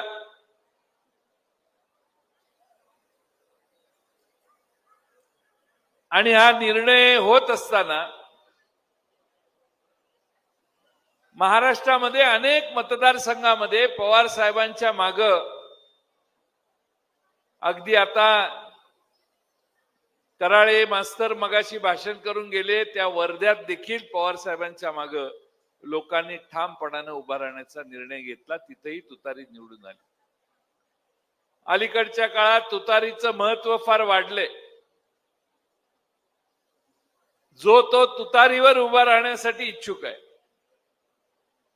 अनेक मोठमोठे नेते मला भेटतात आणि सांगतात की आमच्या मतदारसंघात फिरल्यावर लोक आम्हाला सांगतात की तुतारीवर उभा राहायचंय म्हणून तुमच्याकडे आलोय. अनेक लोक घटस्थापनेची वाट बघतायत. मुहूर्त काढून ठेवलेला आहे. मुहूर्तावर राष्ट्रवादी काँग्रेसमध्ये प्रवेश करायची देखील इच्छा अनेकांची आहे. आणि म्हणून महाराष्ट्रातलं उद्याचं चित्र प्रचंड वेगळं बदललेलं दिसेल आणि या बदलत्या चित्रात महाविकास आघाडी सत्तेत येईल आमची सगळ्यांची आता खात्री आहे. आज राहुरीपर्यंत ही शिवस्वराज्य यात्रा आली आहे. या शिवस्वराज्य यात्रेला 8 ऑगस्ट पासून आम्ही सुरुवात केली. 50-60 पेक्षा जास्त मतदारसंघात आम्ही गेलो. लोकांनी प्रचंड प्रतिसाद दिला. आमची खात्री झालेली आहे की महाराष्ट्र परिवर्तनासाठी सज्ज आहे आणि त्यासाठी तुम्हा सगळ्यांचं योगदान देखील महत्वाचं राहणार आहे. प्राजक्त तनपुरेंना मागच्या वेळी आपण निवडून दिलं.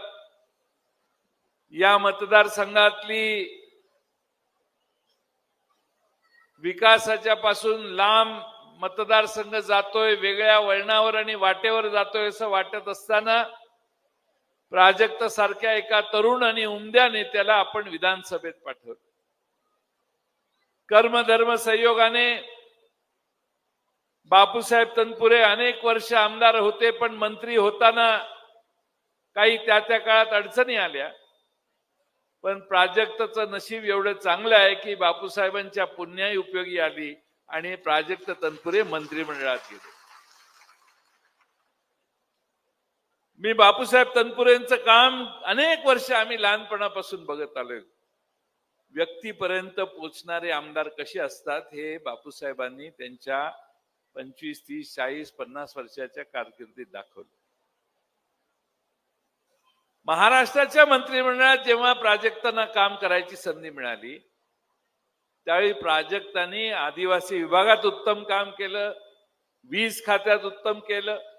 जेवढी जबाबदारी होती तेवढी सगळी उत्तमपणाने पार पेटली आणि हे सिद्ध केलं की मंत्री पदाचा उत्तम उपयोग महाराष्ट्रातल्या जनतेसाठी प्राजक्त करू शकतात आणि त्याचं उदाहरण त्यांनी फक्त 2-2.5 वर्षात घालून दिलं. आज 2-2.5 वर्ष आम्ही विरोधी पक्षात आहे. 2 वर्ष शिवसेना फोडली, राष्ट्रवादी फोडली, भारतीय जनता पक्षाने सत्ता काबीज केली.